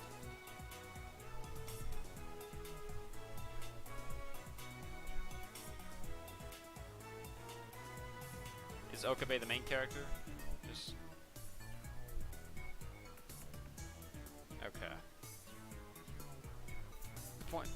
The point is, Fares is cute, and cuteness is justice. Cute cat-eared maids are sweet, if you know what I mean. That's all that matters, right? So in the end, do you bat for the 2D team or the 3D team? I dare say I'm bi. Jeez. You're an inspiration, Daru. Oh no, I'm just too awesome. What a guy. Daru usually doesn't show enthusiasm for anything. The exceptions are Moe and Fares. I wish you were this passionate about our experiments. Mail! I've got mail!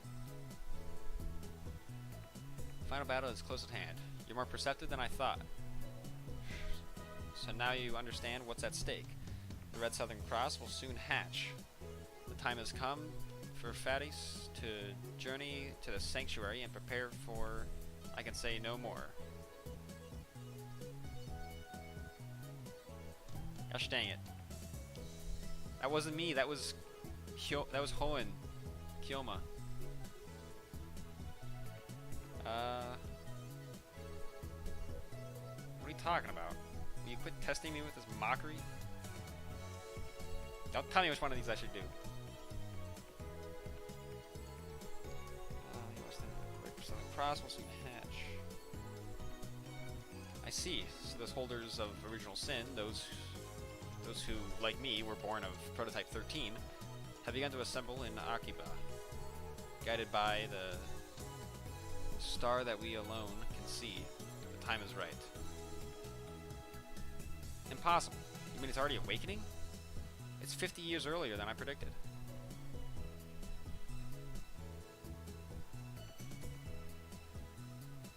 It's only... What does this mean?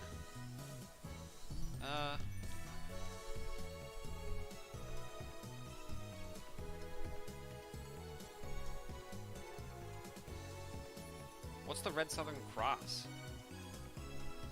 why is it gonna hatch?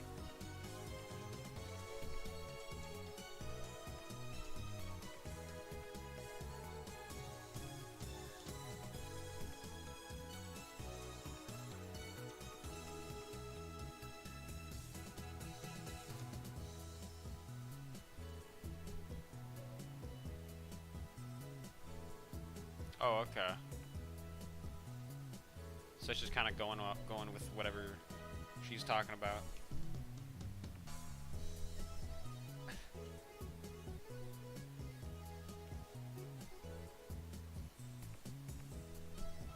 I guess I'll reply this one.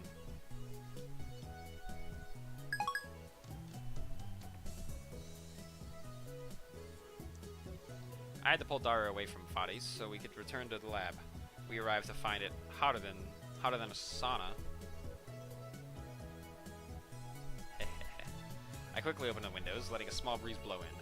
It won't be enough. I flip our fan to full power and place it on the table in front of me. I really wish we had an air conditioner. I turn on the computer. This is our PC for communal use among lab members. It still uses an old CRT monitor, so it looks ancient. Ron tube. What? Another name for the cathode ray tube, CRT. Okay. This name is used more commonly in Germany and Japan. It comes from the name of the inventor of the cathode ray tube, Carl Ferdinand Braun. Oops. But don't let its looks deceive you. Our computer whiz, Daru, scrounged up some parts and made some mods to it. In any case, I don't spend much time on it. I mostly use it to update the Future Gadget Laboratories homepage, check my email, visit news sites, and browse that channel. I wonder if the new Titer is still posting. I see that everyone would like to know more about my time machine. I'm happy to explain. Just so you know, it's impossible to reproduce with current technology. Certain critical components won't exist until CERN invents them in 2034. Time travel works by altering gravity. Basically, you can think of it as using the twin paradox. But that alone isn't enough to reverse time. Still here, Faker? You're annoying, go away. So your power is gravity control? Not bad, but still not enough for top tier power levels. The twins paradox? Is that like the Hiroshima effect? That's just slowing time down, not reversing it. Who gives a crap about the time machine? Give me stock prices. Jeez. It uses Tipler cylinders and Kerr black holes, doesn't it? Oh, this is me. It uses Tipler cylinders and Kerr black holes, doesn't it? Just like you said 10 years ago. And your time machine is a 1970s Chevy. I know all of it. Oh, geez, shut the heck up, you disgusting chuny scum. The twin paradox and the Hiroshima effect are different things, duh. Time traveler, lol.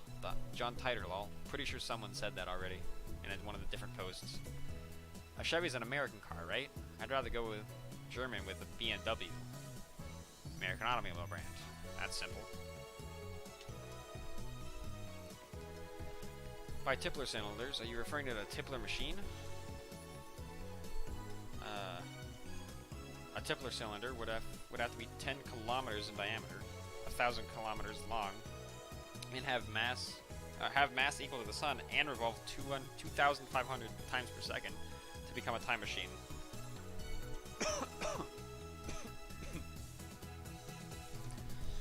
How do you fit that onto a Chevy? Even if you could, a Tipler machine can't travel farther back in time than the moment of its creation.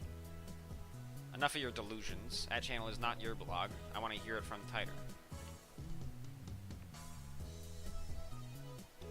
This is a surprise. Does this mean people of this age already know about my time machine? Did you really encounter me 10 years ago? If so, then that must have been on another world line.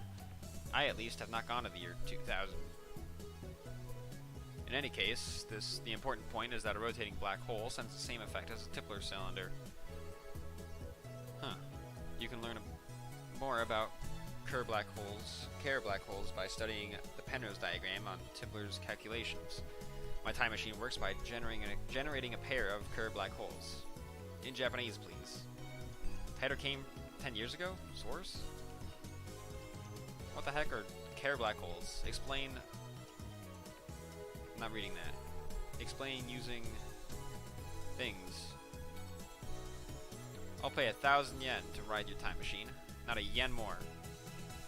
Source is Ho-san's delusions. Real deal. He didn't deny it. He didn't deny it? All aboard Hoen's crazy train. Prepare for a train wreck. Kerr black hole time travel is theoretically possible. But how do you... It's like a real Reddit. How do you get black holes to spin? Don't tell me you wait until you find one spinning naturally. That's ridiculous. 2. How do you pass through the singularity? There's no way a Chevy can withstand the pressure. It's based on 4chan? Okay. I was thinking more Reddit, but yeah, that's fair. Why the short explanations? John, you stupid? Wanna die? Jeez. I would make a joke here, but that's spoilers.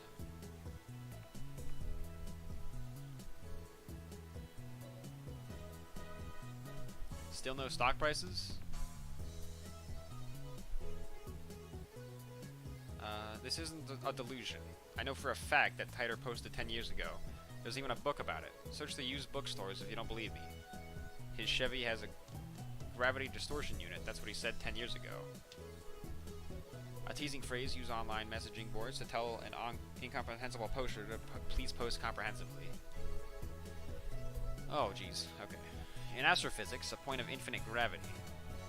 Singularities are predicted to exist at the center of black holes. However, since it is possible to observe the interior of a singularity, the existence of such cannot be proven. In a black hole, the singularity is formed by the gravitational collapse of a dying star. For example, imagine a star millions of kilometers in diameter. Now imagine that entire star's mass compressed into a space smaller than the period at the end of the sentence. That is a singularity. Okay.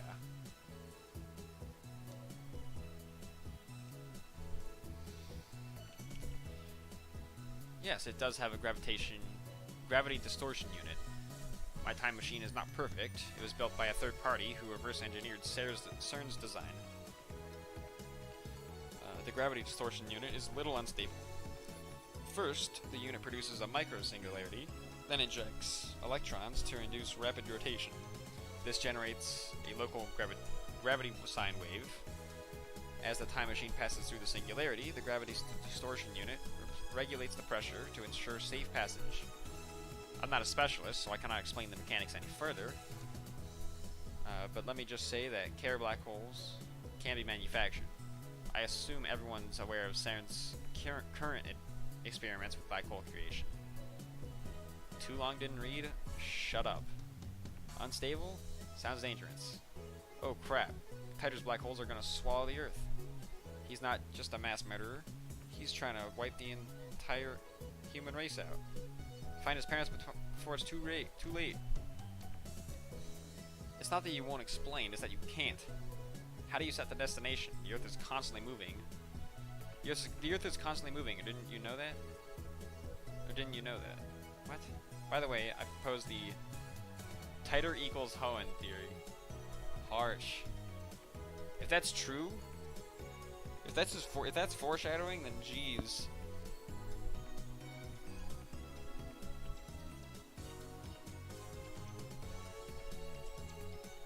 I set the destination with the VGL system. That's variable gravity lock. It functions by reading the local gravity. It functions by reading the local gravity of destination and locking the Tipler sine wave onto that location.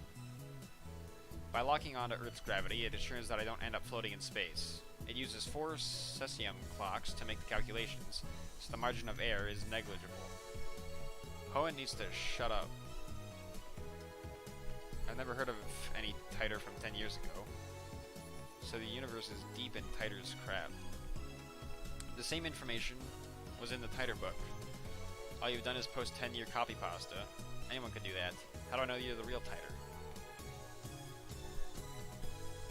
Jantan's so moe. My waifu. I recognize different opinions.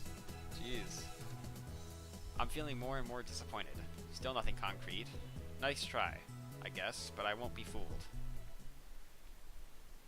Whoa, I shouldn't waste all day on that channel. We have more important things to deal with. Like checking your email. Nope, no new email. Namely, the phone wave, name subject to change. We haven't experimented with it since yesterday. It's high time I figure out what's going on with that thing.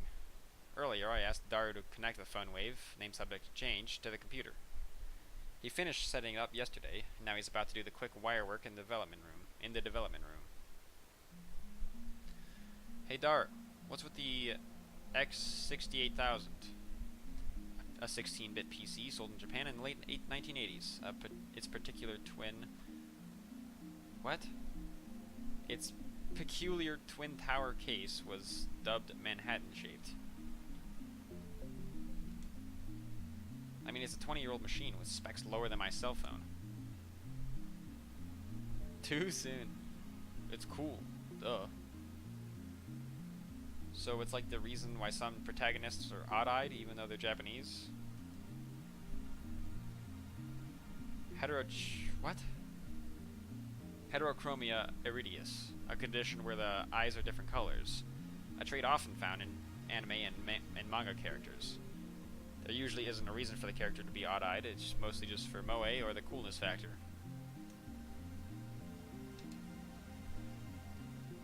Not getting you, bro. It's cool. No, it's cool. If it's cool, then it's cool. Anyway, there wasn't much of an option. This was the only PC we weren't using. What about your new one? No way. We don't know what could happen when it's connected to your crazy machine. It could kill the performance. Selfish jerk. Besides, we made the phone wave, name subject to change, together. It's our crazy machine. Anyway, did you do research on the jellification? Yeah, at the university this morning. Why would a banana jellify? What kind of science are we dealing with here? I examined a sample under a microscope and found it was shredded at the molecular level. Shredded? It's not a mere phase transition. The banana became something entirely different. A phase transition is what occurs when a substance exchanges from one state of matter to another.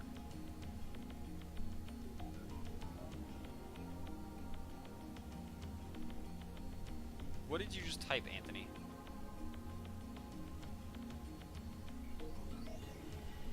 Like, what am I looking at there? Moderator Nanopus 1223 yet true words have never been spoken. What? Alright.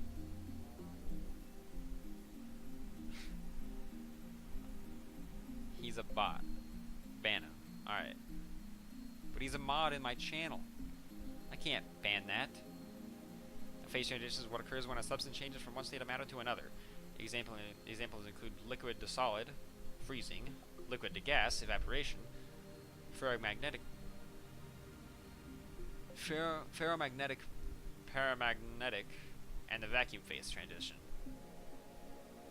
If it's cool, it's cool. He's a sleeper unit. But Brent, comment instead of cool. What? Could it have rotted? No, there's only 2 minutes in the microwave. There's no way 2 minutes in the microwave could do that. Then I remembered about fractal structures.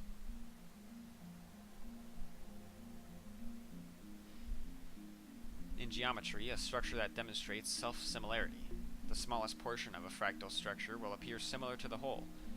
Common examples of fractal structures are snowflakes and coastlines. The Menger sponge thing? An example of a fractal structure. Take a cube and do the following. 1. For each side of the cube, cut a square hole in the center with 1/9 the area of the face. Okay. Each side now has 8 squares. 8? Wait. Wait, how does each side have 8 squares? For each of these... 2. For each of these 8 squares, cut a new hole. Okay, I see what it's saying. So you have, like... You take out 1 square, leaving 8 squares, effectively. For each of these 8 squares, cut a new hole with 1/9 the area of the square. Repeat an infinite number of times. The result is a sponge-like structure whose surface area approaches infinity as its volume approaches 0. Yeah, I assume I know what this is talking about. I assume I understand what this is trying to say, but... Yeah, okay. Makes sense. That is basically what I was thinking about with the image. Yeah, it looked like something drilled holes into the banana. An infinite number of holes in a fractal pattern. Right down to the nano level. Whoa. What could do something like that? I have one hypothesis. Adding a dramatic pause to build tension. There are gulps waiting for me to continue. It's the result of the microwave's electromagnetic waves. Well, what does that mean? If my guess is correct, then our phone wave, named subject to change, has the potential to become a weapon of unprecedented destructive power. One that could change the face of war as we know it. Hehehe. I twist my lips into a maniacal grin.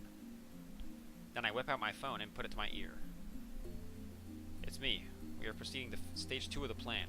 Soon they will learn that Judgment Day is near. All shall be as Steins Gate wills. Resistance is futile. Else I congru. Quit talking to your imaginary friend. I'm done with the wiring.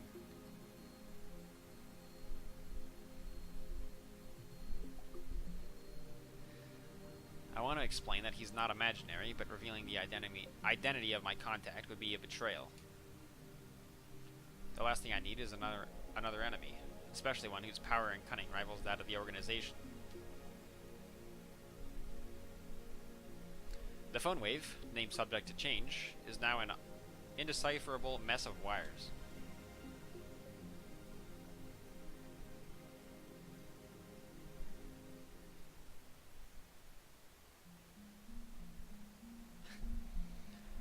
All we did was hook it up to a computer, yet it turned out like something MacGyver would have put together. A popular TV drama that aired in America from 1985 to 1992. The protagonist, MacGyver, was famous for overcoming obstacles with tools fashioned from common household items. Now we can access the microwave's terminal mode and see exactly what's going on in his computer brain. Using another networked external computer terminal to operate a program that cannot be run otherwise. Well, what's next? We have bananas. Alright. Just before I left my May Queen plus Nyan squared, Mayuri asked me to buy some bananas. With her money. Oh my gosh.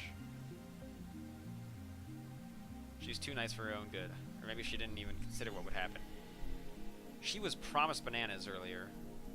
Like, they'd said, next time we do this to the bananas, we'll only use one. Are they about to do another whole bunch? They better not. By now, you'd think she'd know that if I buy bananas, I'm going to experiment on them. Why does it have to be bananas as well? Like, why can't it be something else? So I put the entire bunch of bananas into the phone wave, named subject to change. From Fadi, so it was after all. The holders of original sin, also known as the prophets, among them is a girl known as the fallen angel, who accepted chaos. I attached a picture of her face, so I remember it well. Oh, and before I forget, looking at the picture without protection will cause divine eye to activate original sin excitation. Mode 666, compulsory receptor release, which will annihilate you at the subatomic level, so be careful now. Is that, I'm actually kind of worried to look at that now. Jeez. Who was that? Did she just say? The holders of original sin, also known as prophets. Okay. Fallen angel.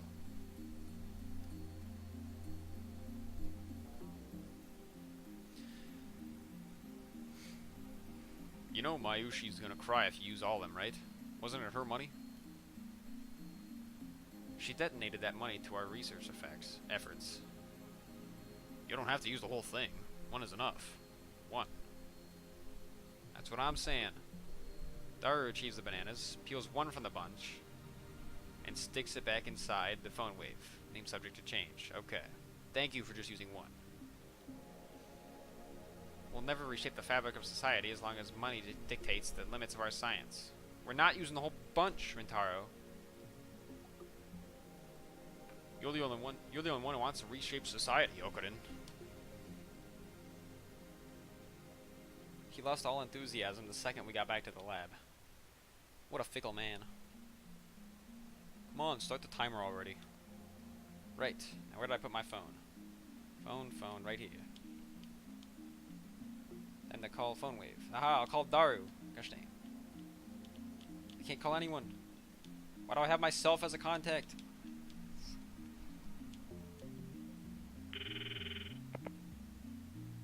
I can't call anyone else. It didn't let me. Call complete. Instant access. Pretty sure this was Mayuri's voice, right? Hello, this is PhoneWave. Name subject to change. The Mayushi guidance system. Yep, okay, that's her voice. You can operate the timer from this menu. After pushing the pound button, please enter the heating time in seconds. In hindsight, we should have made this the Mayushi guidance skippable. Having to wait each time is quite annoying. For example, press pound 60 for 1 minute. For 2 minutes, press pound 120. It's finally over. I mean, that's not that bad. Okay, entering 120 pound. I'll enter 420 pound. Alright, 420 pound. Crap, I messed up. Gosh dang it. Let's start over. Ignore the guidance and enter 120. No! You have to do it right? Complete. A turntable inside the phone wave, named subject to change, begins to spin backwards. 2 minutes sure is long. It's really not that long. Really, it doesn't actually have to be 2 minutes. Mayuri had the timer set to 2 minutes when she first discovered the freezing function, or whatever it is, so we're just reproducing that. Naturally, we have experimented with 60 seconds and 180 seconds too. If we set it shorter, the freezing only goes halfway, if at all. Conversely, setting it longer increases the effect. You know, if the microwave's emissions are doing it, then shouldn't our cells be getting jellified too?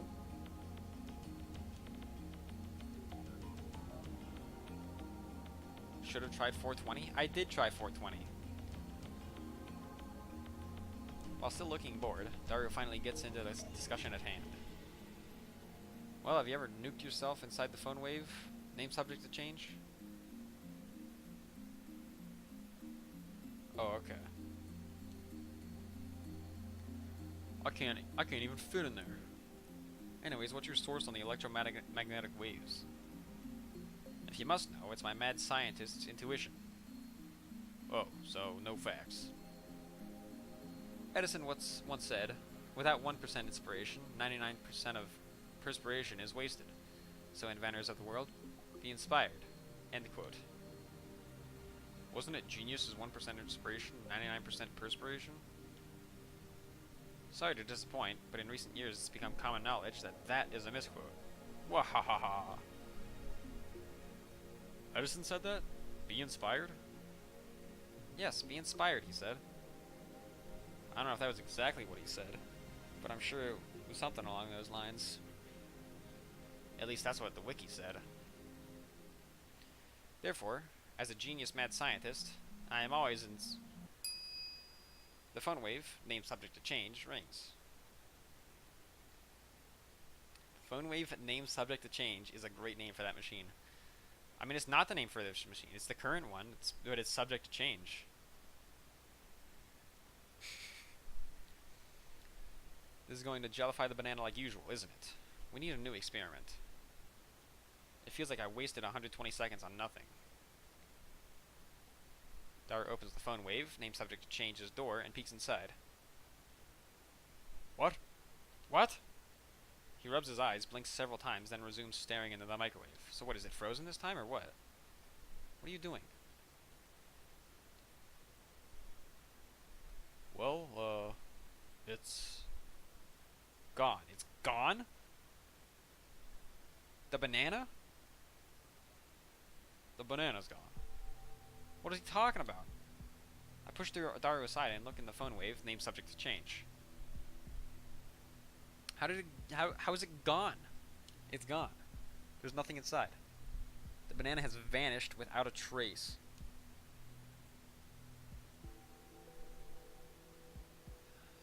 Is that because it was one and not like the whole bunch, or is that just like, is it like kind of a random effect? Obviously, don't answer that. That's just a rhetorical question.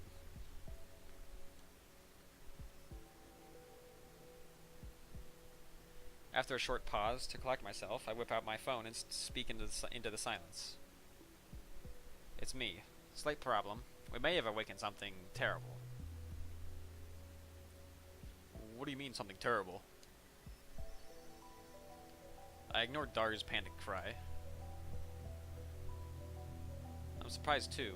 My heart's pounding, but I try to appear calm. I'm invoking Emergency Order 666. Activate the Cold Heart Protocol. What?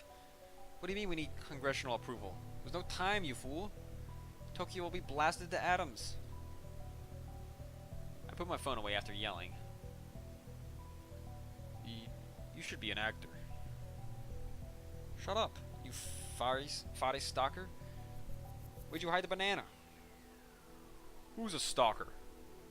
The banana. Where is it? Are you planning on becoming a street musician or something? A street musician.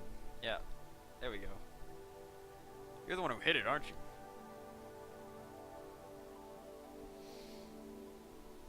The banana's the stalker. Oh. Yeah, the banana is the street magician. Uncomfortable silence. I realize my throat is dry. Wow. My throat is dry as well. Where the heck did it go? How should I know? Where did you go? Banana! Banana! I take the turntable out of the microwave.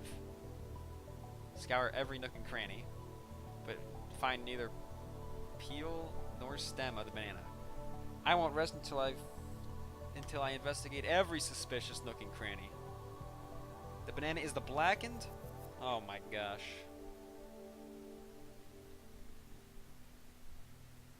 Well, wait.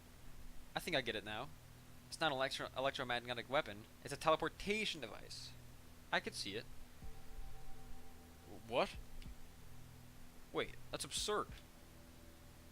How else could it have vanished? The microwave was closed. Maybe we should just calm down. Yeah, you're right. We each take a deep breath. Oh, I know. I'll eat one of the remaining bananas. That will calm me down. Those better not be gone too.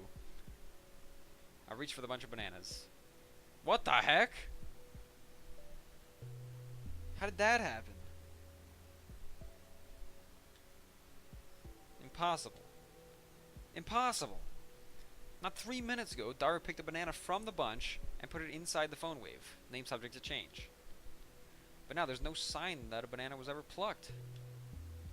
Instead, a single jellified banana has appeared among the regular bananas. Oh crap, what the heck's going on? Dara notices it too. He reaches out to touch it, but I quickly stop him. Wait, how many bananas are in the lab right now? just these, I think. Is this gel banana attached to the same system as the banana you just picked? I don't know, man. I wasn't paying attention. It doesn't look like it was ever plucked. It doesn't look like it was ever plucked. Yeah, gel banana. That's a nickname. That's the nickname for him. No cuts or anything. Aside from the gelification, it looks completely normal. Hey, Daru, could this possibly be... The word I spoke impulsively a few seconds ago. I hesitate to speak it again, but I must. Because no matter how unbelievable it may be, we saw it with our own eyes. My head's full of question marks. I don't know how this happened, but if I were to explain it as I saw it, the banana that was inside the phone wave, name subject to change, returned instantly to its bunch. In other words, a teleporter. We've created a teleporter. What? Who's this? Oh? Okay, it's a girl's voice. I hear a girl's voice coming from the lounge. That looks like wait, this actually might be... Ooh, is this, I'm guessing, is this, what's her face? Kiryu? Shining Finger? That looks like an interesting experiment. Who's there? My heart just skipped a beat. I turned towards the voice in surprise. No, it's her! Oh, I don't have a voice for her yet. And get pierced by a sharp stare. What is her name again? Is she in this? I don't know. Is she Lukaku? Maybe. She is... I have no idea who she is. What her name is again. You get pierced by a sharp stare. Impossible. What are you doing here?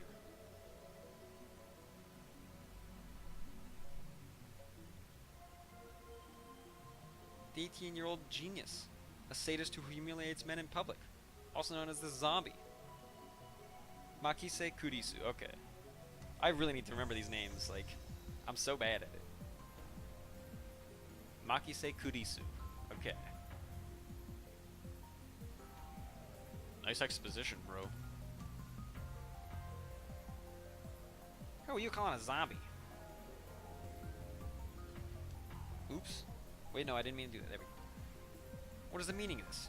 What is your purpose here? I'm here to see you, Okabe Rentaro-san. Or is it Hyon Kyoma-san? Wait, how the heck does she know my real name? I've never spoken it in front of her. I was right. You're one of the organization's top agents, an Esper with superhuman powers.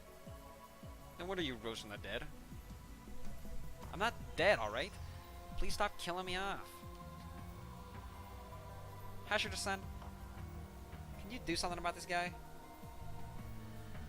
You came at a bad time, Masike-shi. Wait, Makise-shi. With Okuden freaking out like this. Daru doesn't seem fazed by this girl's entrance. Why? Have you betrayed me, Daru? Calm down, man. Are you being blackmailed? Or did she seduce you? I glare at Kurisu. He's my right-hand man. How dare you? You've crossed a line! Jerk! Get a hold of yourself. Kurisu's eyes flash dangerously, I think. Why do you say I think so much? Like, you said it a lot with what's her face? Shining Finger. Such intensity from an 18-year-old. Star Finger. Maybe she didn't resurrect her after her first death. Maybe she's a robotic killing machine, constructed to replace the dead Kurisu. Is that it? For now, I'll do as I'm told.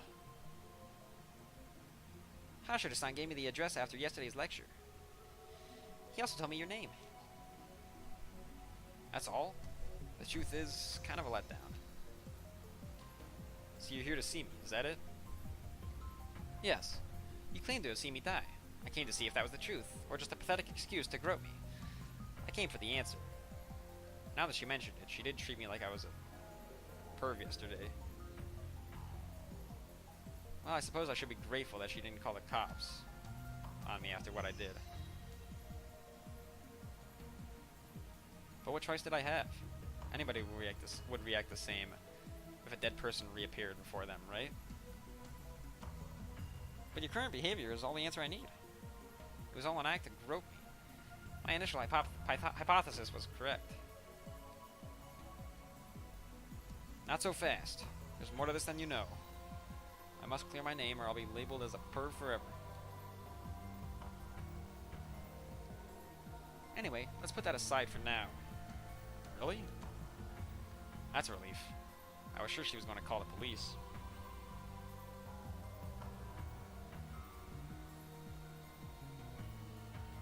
I kind of see what you're talking about, Anthony, but never really noticed that until... I still don't really even notice it that much now, but I kind of see what you mean. If you move that eye that's covered by the hair a bit left, she'd look a bit less weird. But she still looks fine to me. Kurisu enters my development room with a quick, confident stride. Even though she's only 18, she's got a decent figure and good posture. Not much in the chest, though. Her presence seems to fill the cramped room, driving me and Daru to the corners. Can't she tell this area is off limits? I haven't properly introduced myself yet, have I? Makise Kurisu, pleased to meet you. She holds out her hand. What is she trying to do?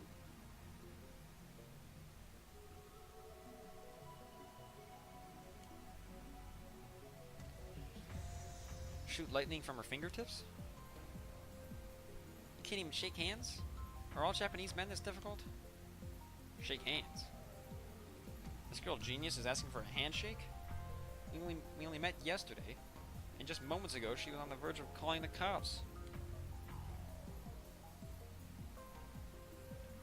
You're not Japanese? I've lived in America for 7 years. What about it? America. I look down at her slender fingers. Glossy, healthy fingernails. No unnecessary nail polish.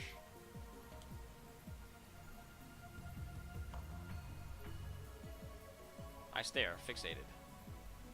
Slowly I extend my hand, making sure to keep enough weight on my heels so I can flee at the moment's notice. I lightly grab the tip of Kurisu's index finger between my thumb and index finger, then instantly let go. What the heck? What was that? What's your problem? I can feel your aura of malice. You must be a powerful kung fu master. Alright. Don't be ridiculous.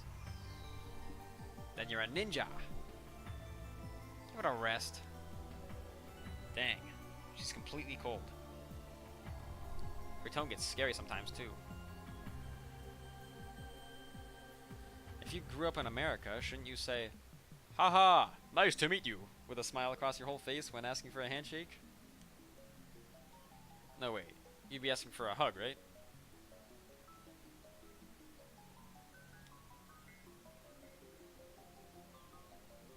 Perhaps that's too much to expect from a killing machine. What kind of stereotype is that? Kurisu sighs. She's not even looking at me. Instead, she's staring at the bananas next to the phone wave, named subject to change. The bananas which have just exhibited a most unusual phenomena. Of the bunch, one has been completely jellified. Fascinating. Kurisu brings her face closer to get a good look. I have mail! Bring, bring. You used to go around shouting burn and stuff. Why do boys want fire powers? I think flower powers are or plushy powers would be cuter, don't you? Perhaps. Have any forceps? No. Oh. And then Kurisu stabs the gelatinous banana with her index finger.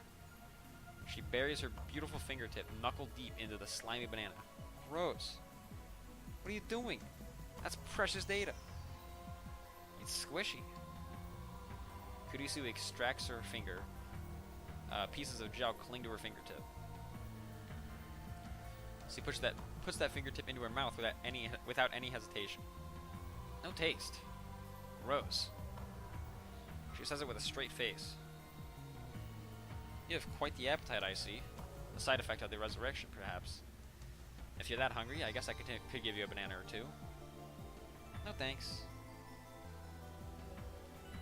Either way, those bananas are Mayushi's. Come, don't be shy. This is an offering. Take it. She's Starfinger? After that, I wouldn't doubt it. As if. Who would eat some Purr's banana? A Purr's banana? Daru starts shaking as if he's been electrocuted. What? What's wrong? Eat. Oh my gosh. Purr's banana. Squishy. Finger in mouth. Gross. With a sour expression. Looks like his cranial processor is overclocking. Oh. Can you say that one more time? With a more humiliated expression, if you please? Huh? Come on. Say who would eat some Purr's banana, but if you can add an oh, but it's so. After that. That'd be actually delicious. Huh? Huh?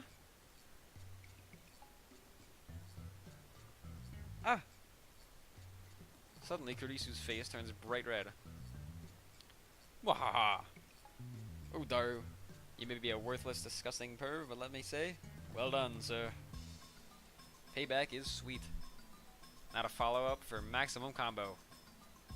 Let's show this conceited little girl how true adults fight. So, Makise Kurisu, you just imagined something, didn't you? By all means, tell us what.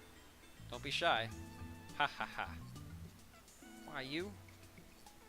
Come on, say it, genius girl. What's the imagination of a genius like? I'd love to hear from you. You jerk. Kurisu turns her back to us with perked shoulders. Looks like she's capable of expressing human emotion after all. That rules out robotic killing machine. That's good at least. It's not Terminator. Ah, I feel refreshed. I haven't felt this good in years. Work hard, work years. Way to go, Daru. That's my right-hand man. Always gets the job done. I get it. You're both Purrs. Well, you could say that.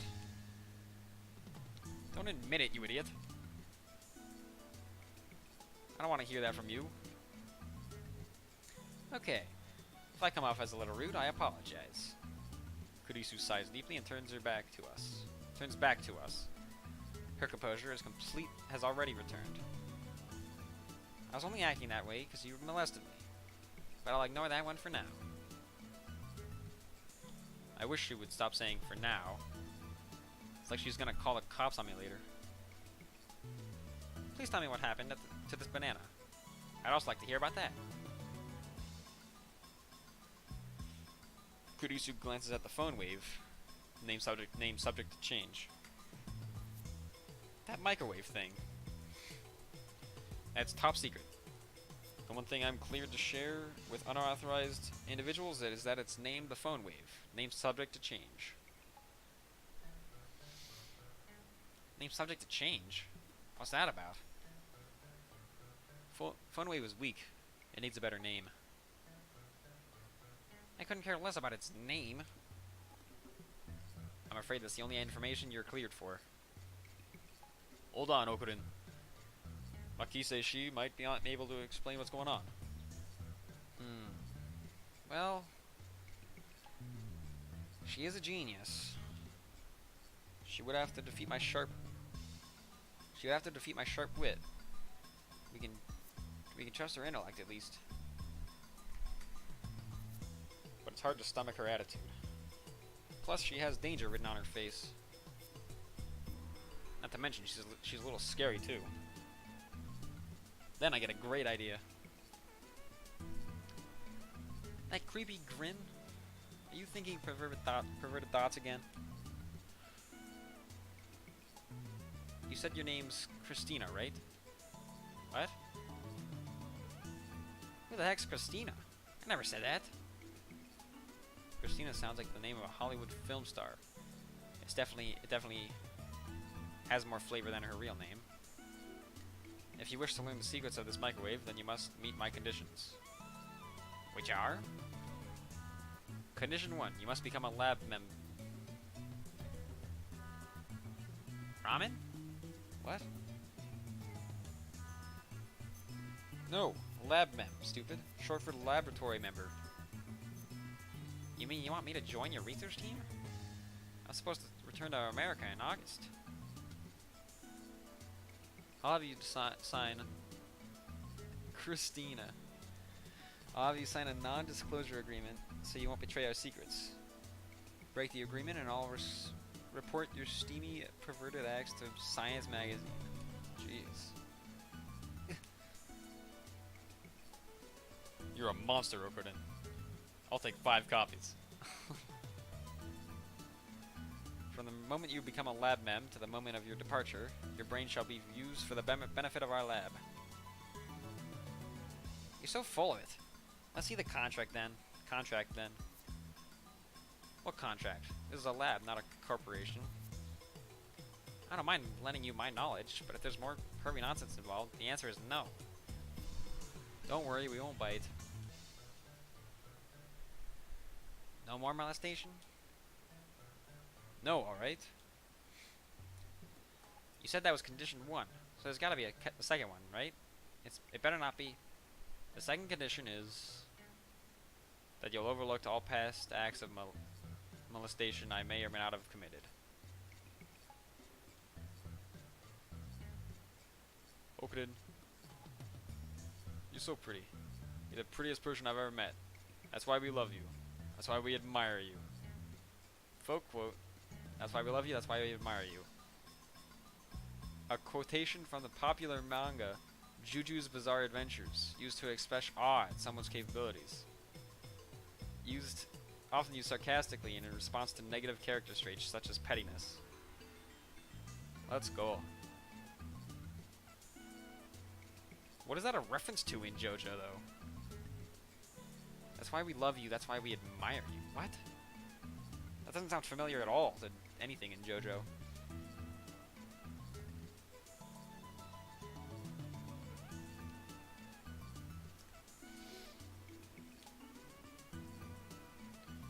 Shut up, Daru. You have no right to talk. By the way, Daru's perverted acts aren't included. You two can work it out yourselves. What the heck, man? Those are the conditions. If you can't accept them, then you must leave at once. Hehehe. So what'll it be? I don't think it's a bad deal at all. You mean for you? Kurisu puts her fingers to her brow and shakes her head in an exaggerated gesture. Jeez. I feel like I'm hyper-secreting noradrenaline. Let me pick my jaw up off the floor. A neurotransmitter secreted in the brain. Proper name?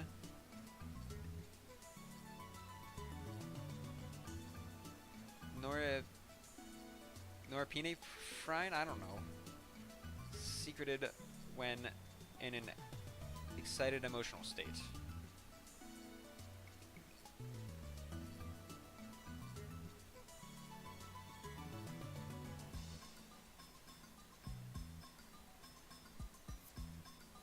Okay. I vaguely remember that now. They're saying that to Dio. But I can definitely understand why I don't remember that, because I'm pretty sure I only watched part 1 like once. I don't think I've ever watched any of the episodes again. I don't care about your dislocated jaw. Do you accept the conditions or not? Answer me, Christina. Why is she Christina now? Stop adding Tina. My name's Kurisu. Kurisu looks up the ceiling to calm herself down. Does everyone in America make such exaggerated gestures? Sooner or later, she'll say, dang, or oh my gosh. Kurisu is the Japanese version of Chris. Okay.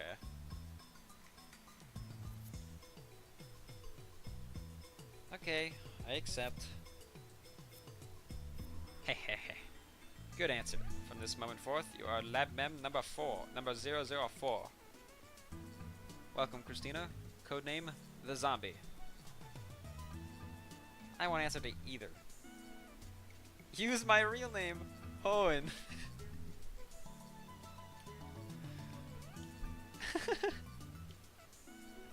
We spend a minute staring each other down. Caduce is the first to look away. She does so in a way that says, yada yada. You're such a child.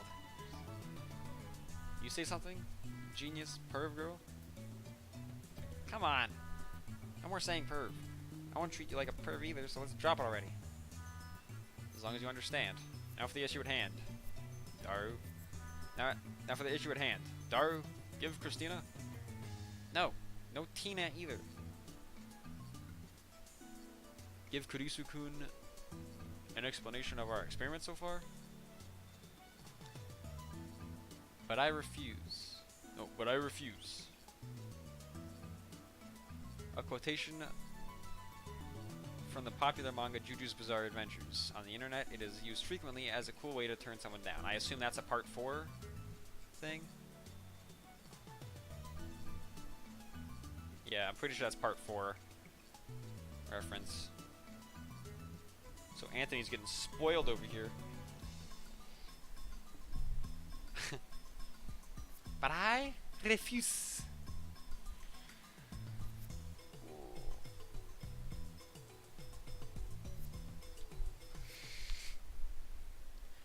In the end, I'm the one who has to explain. Along the way, I also relate the tale of my heroic deeds, which enrages Kurisu, of course. But I finally tell her everything about the bananas and the phone wave, named subject to change. Kurisu doesn't ask any questions. She's quick to understand, as expected of a genius. Fascinating. Let's hear your opinion. I think we can at least throw this one out complete. I think we can at least throw out completely worthless theories, like electromagnetic weaponry and teleportation. The lady doth protest too much. Yeah, nice reference. Can we run the experiment one more time? I want to see it for myself. Without waiting for our approval, Kurisu plucks an untouched banana and sticks it in the microwave. Then starts entering the commands on her phone. It's strange. She's still wearing her usual frown, but I can't shake the feeling that she's really enjoying herself. I can't put my finger on why. Call it a hunch.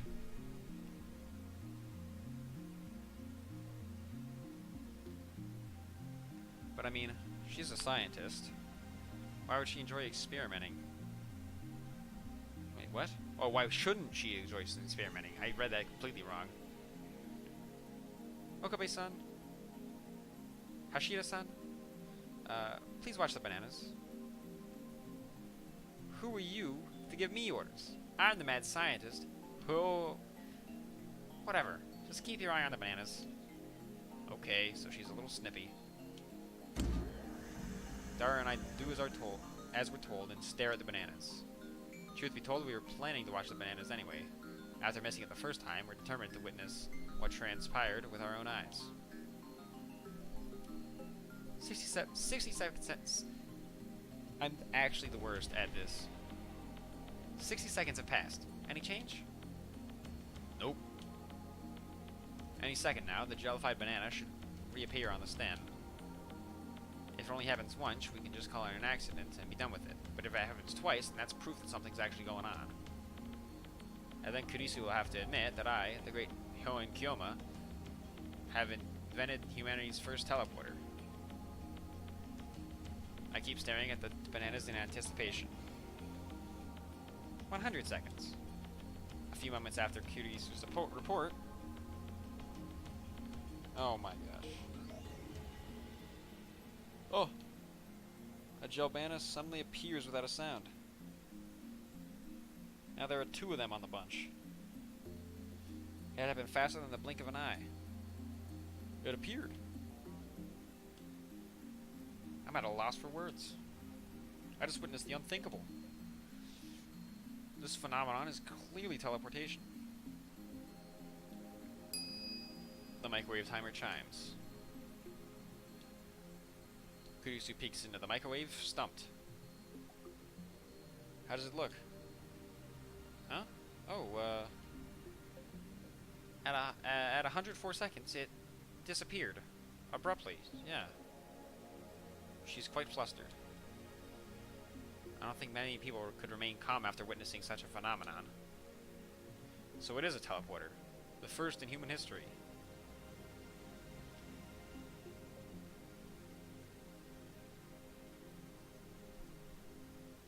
Kurisu quickly calms down. She furrows her brow and crosses her arms, tapping her right foot as she mutters to herself. Teleportation. Is that even possible? It did move, no matter how unbelievable that may be. Could it be quantum teleportation? No, that only occurs on the quantum level. Does not refer to actual teleportation. In 2004, Japanese researchers performed the first successful complete quantum leap experiment. Suppose we have twin particles, photons in this case, A and B. Because they are twins, they have the property of symmetry. If one exhibits upspin, the other will exhibit downspin. This means that observing either particle allows one to know the state of the other. This is called entanglement. The state of an elementary particle, photon, cannot be confirmed until observed. For the experiment, we attach theta C, the information we want to teleport, to photon A. We are now observing photon AC. Based on the property of symmetry, we know that no matter how far away it may be, photon B will change to match, effectively becoming BC. Note that photon B has not yet been observed. Afterwards, we send photon AC's information from A's observant equipment to B's observant equipment through standard transmission. Now observing photon B will change it to photon BC. This process is called quantum teleportation because data C changes position instantly. However, since one step requires using standard data transmission, it is impossible for the information to exceed the speed of light. Finally, photon BC's teleported data, C, is actually a copy of photon AC's data, C. The whereabouts of the original photon C become unknown. This point differentiates quantum teleportation from actual teleportation.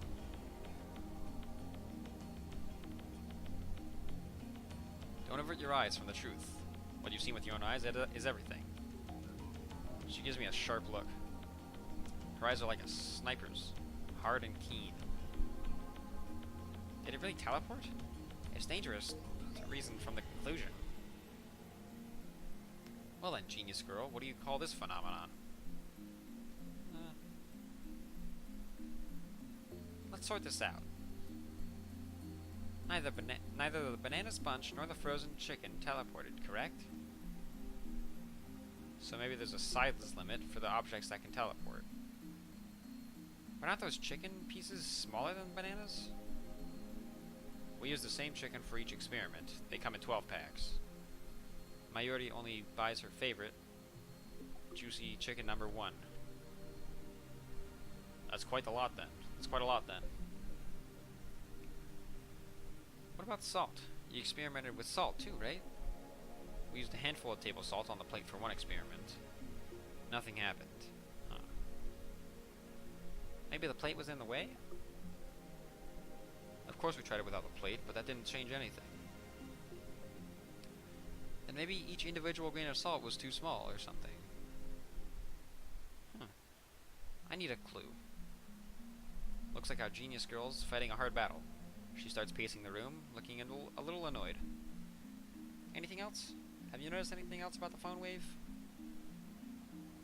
Not phone wave. Phone wave name subject to change. Forget about that. So, have you noticed anything or not?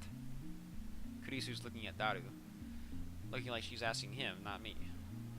True, he should know more about the phone wave, named subject to change, than I do. He's done all the maintenance on it, after all. Oh, right. One time, it shot off a huge electrical discharge. What? I don't know anything about that. That's because you weren't around when it happened. Discharge? How much? It was like a fluorescent light lit up in the development room. It lasted about 2 seconds, I guess. What were the circumstances?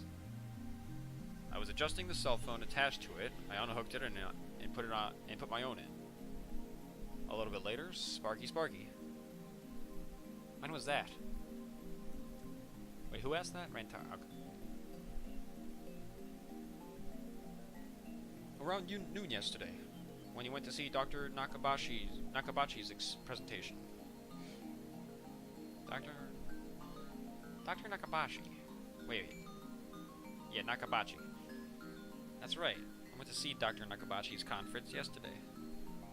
Come to think of it, he stole his time travel theory from John Titor. Maybe the current John Titor is actually Nakabashi. But wait, Daru, didn't you say that Dr. Nakabachi's presentation was cancelled? Yeah, but you went with Mayushi anyway, remember? No, I don't remember that. After all, Nakabashi's presentation wasn't cancelled, the way I remember it. I still don't understand why memories seem to disagree with everyone else's. Why my memories seem to disagree with everyone else's. That reminds me, I sent you an email back then. Did you get it? An email? That email you showed me at ATF yesterday. When I nod, Kurisu comes closer. It said someone stabbed me at the presentation, didn't it? Yeah, but for some reason, Daru's phone received it a week ago. Huh? Wasn't that one of your stories? If it wasn't, then that would make the timestamp weird. I always speak the truth. If you don't trust me, I'll show you my sends history. I whip out my phone and call up the history. But it's gone.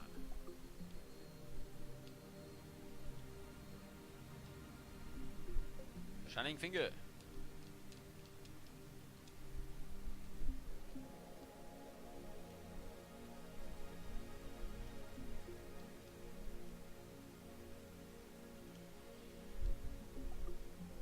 Not a trace of that email remains.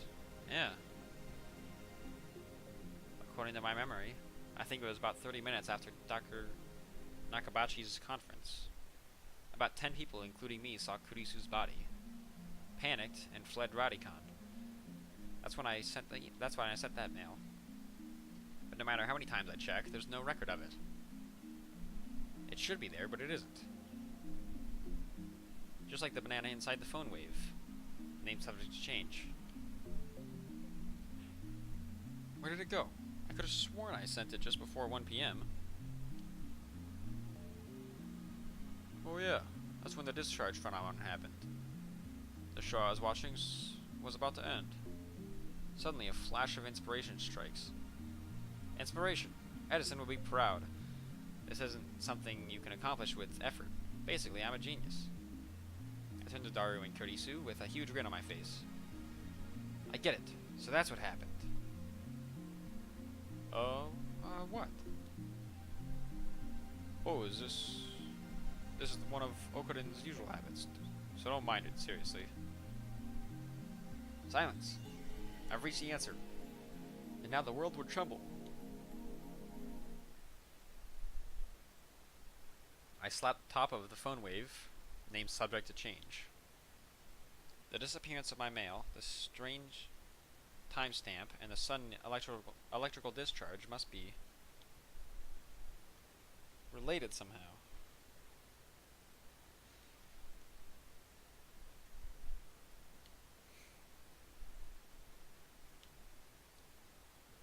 And?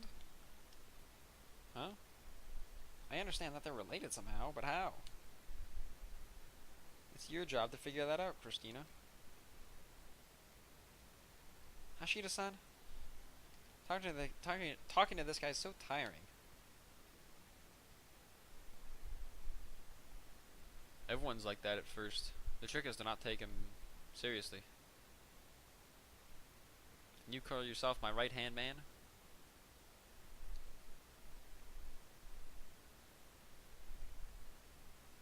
Whatever. I'll prove that I'm right. If we can reproduce the electrical discharge phenomenon, it should bring us closer to understanding the timestamp mystery. Alright, Daru is incredibly close to me right now.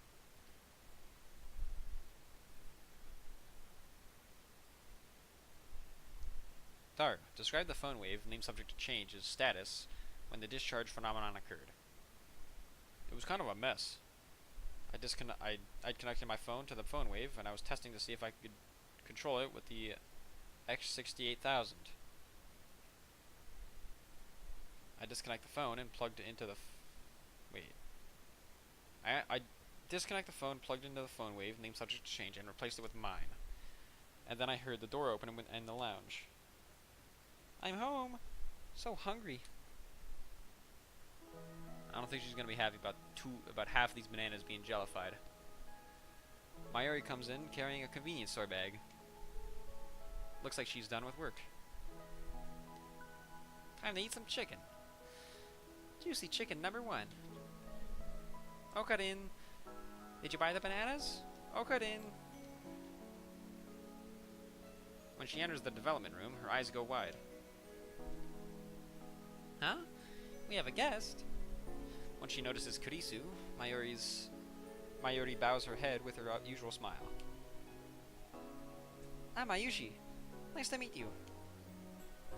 I'm Makise. Apparently I'm a lab mem now. Really? That's great. Another girl lab mem. Daru, what were you doing with the X68000? Like I said, I was adjusting the incoming mail settings. I was monitoring the moment it received mail for remote control. That's why I put it on freezing mode for 120 seconds too. I made it so that you can start freezing mode by computer.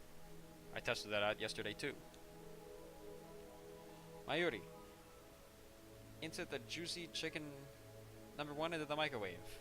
Into the phone wave. Name subject to change. Y'all want some? I can give you one each. With her usual ditziness, Mayuri puts the chicken inside the microwave. You better not destroy this chicken for her. She just had a tough day at work and she's trying to eat, and then you're just gonna destroy your food. Daru explains what everything on the computer monitor means. Doesn't look that different from using DOS. Short for disk operating system, an early 16-bit operating system. Alright. I enter 120 pound on the keyboard and strike the enter key. The phone wave, named subject to change, starts up. The juicy chicken number 1 starts spinning backward on the turntable.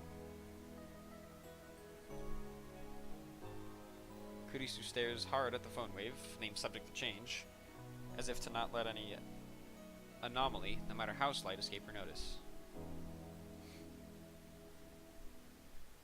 He didn't put in 420 pound. What an idiot. So we've reproduced the conditions that existed when the discharge phenomenon occurred, right? How was it again? You there, assistant. Huh? Me? Who else? When did I become your assistant?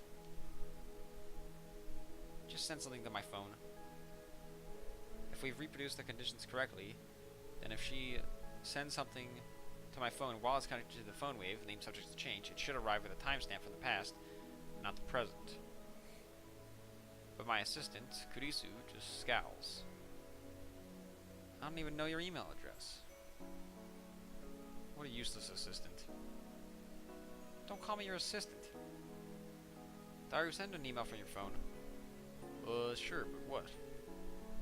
Anything. Send Christina's a perv. I thought we agreed to stop saying that. Well, let's compromise and go with Okurin's a perv. You traitor! Good job, Hashida-san. Kurisu grins and gives Daru a thumbs up. I really don't like this. Oh no! Mayushi's bananas! Bananas! It sounds like Mayuri found the results of our latest experiment. They become gel bananas. We experimented on them. But they were Mayushi's. Want me to send the mail now? You'll be reimbursed later. By Hoen-san, that is.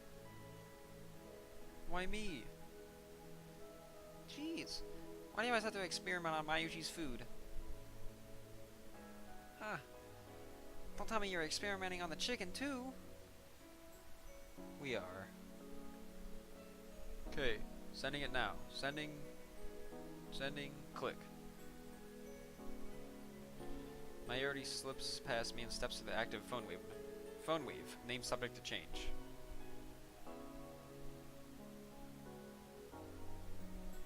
Before anyone can react, she grabs the handle. Wait, don't open that! Huh? I don't think this is about to go well. Something bad's about to happen. Okay, yeah. Ah. Blue-white light fills the room, cracking angrily like the heart of a storm. An electrical discharge. A violent sparking sound. I grab Mayuri and pull her away from the phone wave. Name subject to change. Are we gonna die? Yes.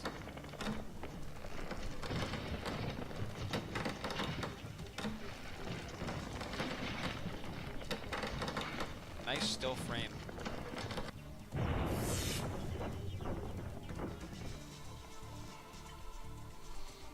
A thin cloud of smoke fills the room.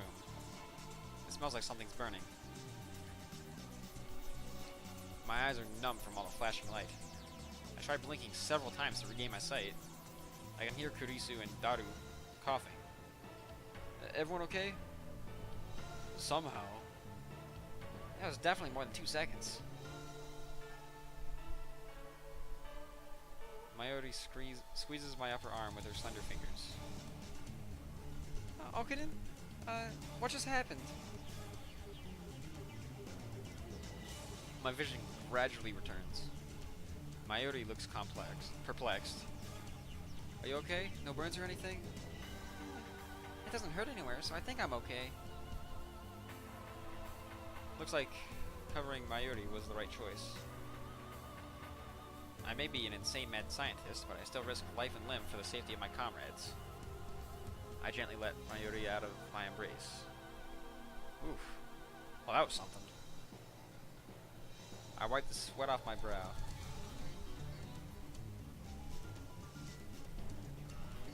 Hey, look at this. Kurisu... Alright. I'm loving these typos. Kurisu's voice is strained. With my vision finally restored, I take another look around the room. And what I see strikes me speechless. This doesn't really look like the room, based on the tiny backgrounds I can see. Oh, okay. It is the room, but the large table in the center of the room is made with thick, solid wood. It can hold about 5 or 6 people without breaking. That's why we placed the phone wave, link subject to change, and the X68000 on it. The table has been split in two, as if by a woodcutter's axe. The computer and other parts connected to the microwave are scattered across the floor. And the microwave itself has broken through the table. Jeez. It's literally stuck in the floor. What the heck? How did that? Yeah, it's a microwave, but it's not heavy enough to make a hole in the floor. This can't be caused by the electrical discharge. Some other phenomenon? I shake off my surprise. There's no time to be standing with jaw agape. Hyo and Kyoma. Seize the moment. Heh. Heh heh heh. Wahahaha. Just as my calculations predicted. First some maniacal laughter. Next I try to take out my phone and do the usual, but unfortunately it's still plugged into the phone wave. Named subject to change. That's not good. Elsai Kongru. I whisper the words. Words that have no meaning. Words I use simply because they sound cool. These words have meaning because they have no meaning. After years of repeated use, just speaking them is enough to calm my heart. So, about Mayushi's chicken. Eh? Mayuri stands up and looks inside the phone booth, named subject to change. It's embedded in the floor, but she somehow manages to pry the door open. Ah! Mayushi's chicken is all burnt black!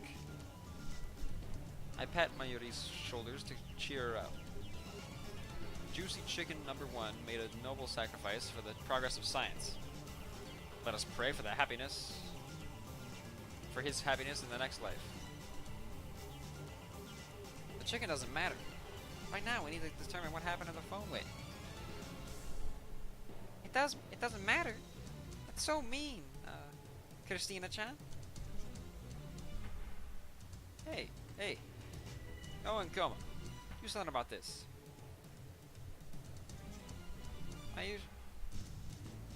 Mayushi-san learned my name wrong.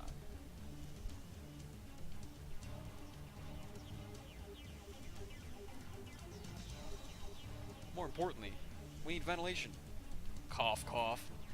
We need ventilation. Silence, all of you.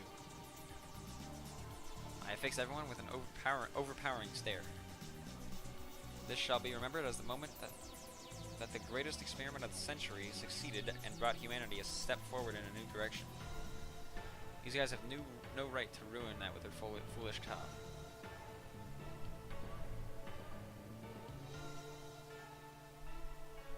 My heart pounding, I detach my phone from the phone wave, named subject to change. Luckily, it's completely unarmed. I open it, it still works. What the heck? I bring up the list of received emails. New email should come at the top. However, my heart beats even faster. Is there something at the bottom?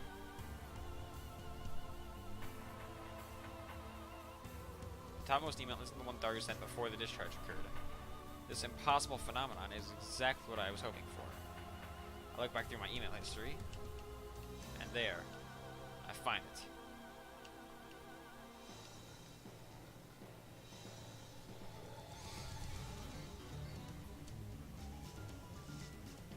Ah ha ha. Oh ho ho.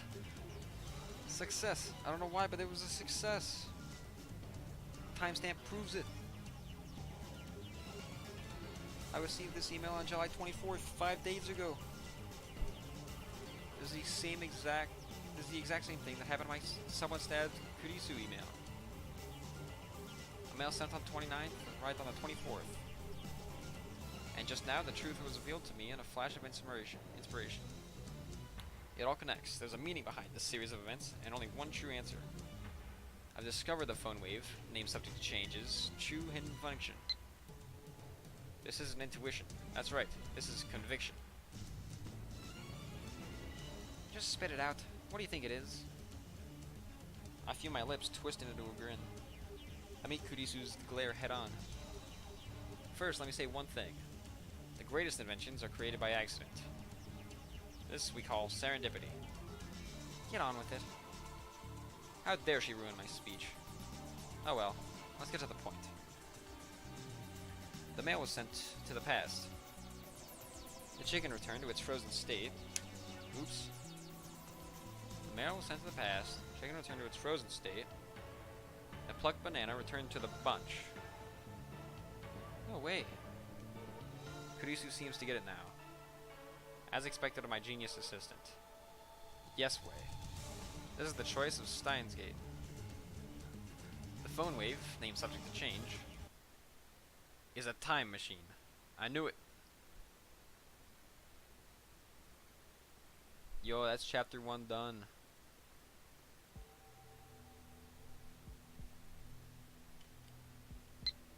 Oh my goodness. Shining Finger.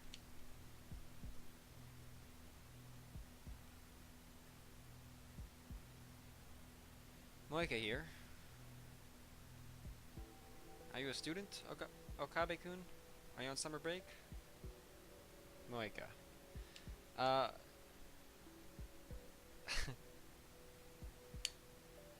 I'm thinking I'm probably gonna end the stream after reading all these. Just finished chapter 1. I was thinking about ending it after that. But yeah, we'll get through these. Are you a day person or a night person? If you'd rather I email you around a certain time, and let me know. I want you to reply as soon as you can. But I don't want to be a bother, so let me know, okay? Moika. By the way, I don't like talking on the phone, so please don't call me. Bye-bye, Moika. I just remembered I didn't tell you my phone number. That's okay, I'm a lot more comfortable communicating by email anyway. What about you, Okabe-kun? Moika. Can I reply to any of these? Are you still asleep? Rise and shine. Have you talked to the super hacker yet? Oh, I'd also like to hear more about John What's-His-Face. I'm super curious. Moika. I'm nocturnal, so I usually don't go to bed until the sun comes up. It's not so bad once you get used to it. Mail me when you wake up, okay? Moika. Jeez, so she was... Yeah, it was, what are the timestamps on these? 20, 09, 47, 14, 52... I bet she didn't do anything for like 3 hours. Wait. 21.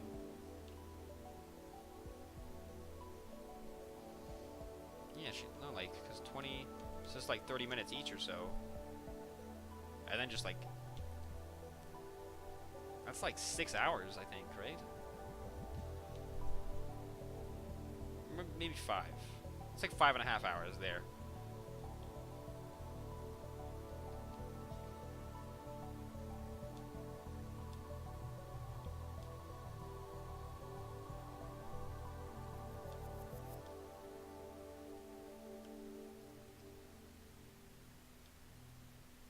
Call the phone wave.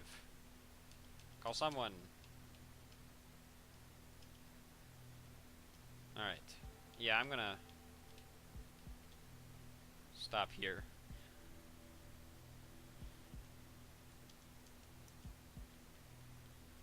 Title menu. Okay. Alright. Yeah, that was a good 3 or so hours, I think. Oh yeah, it shows right here. Just under 3 hours.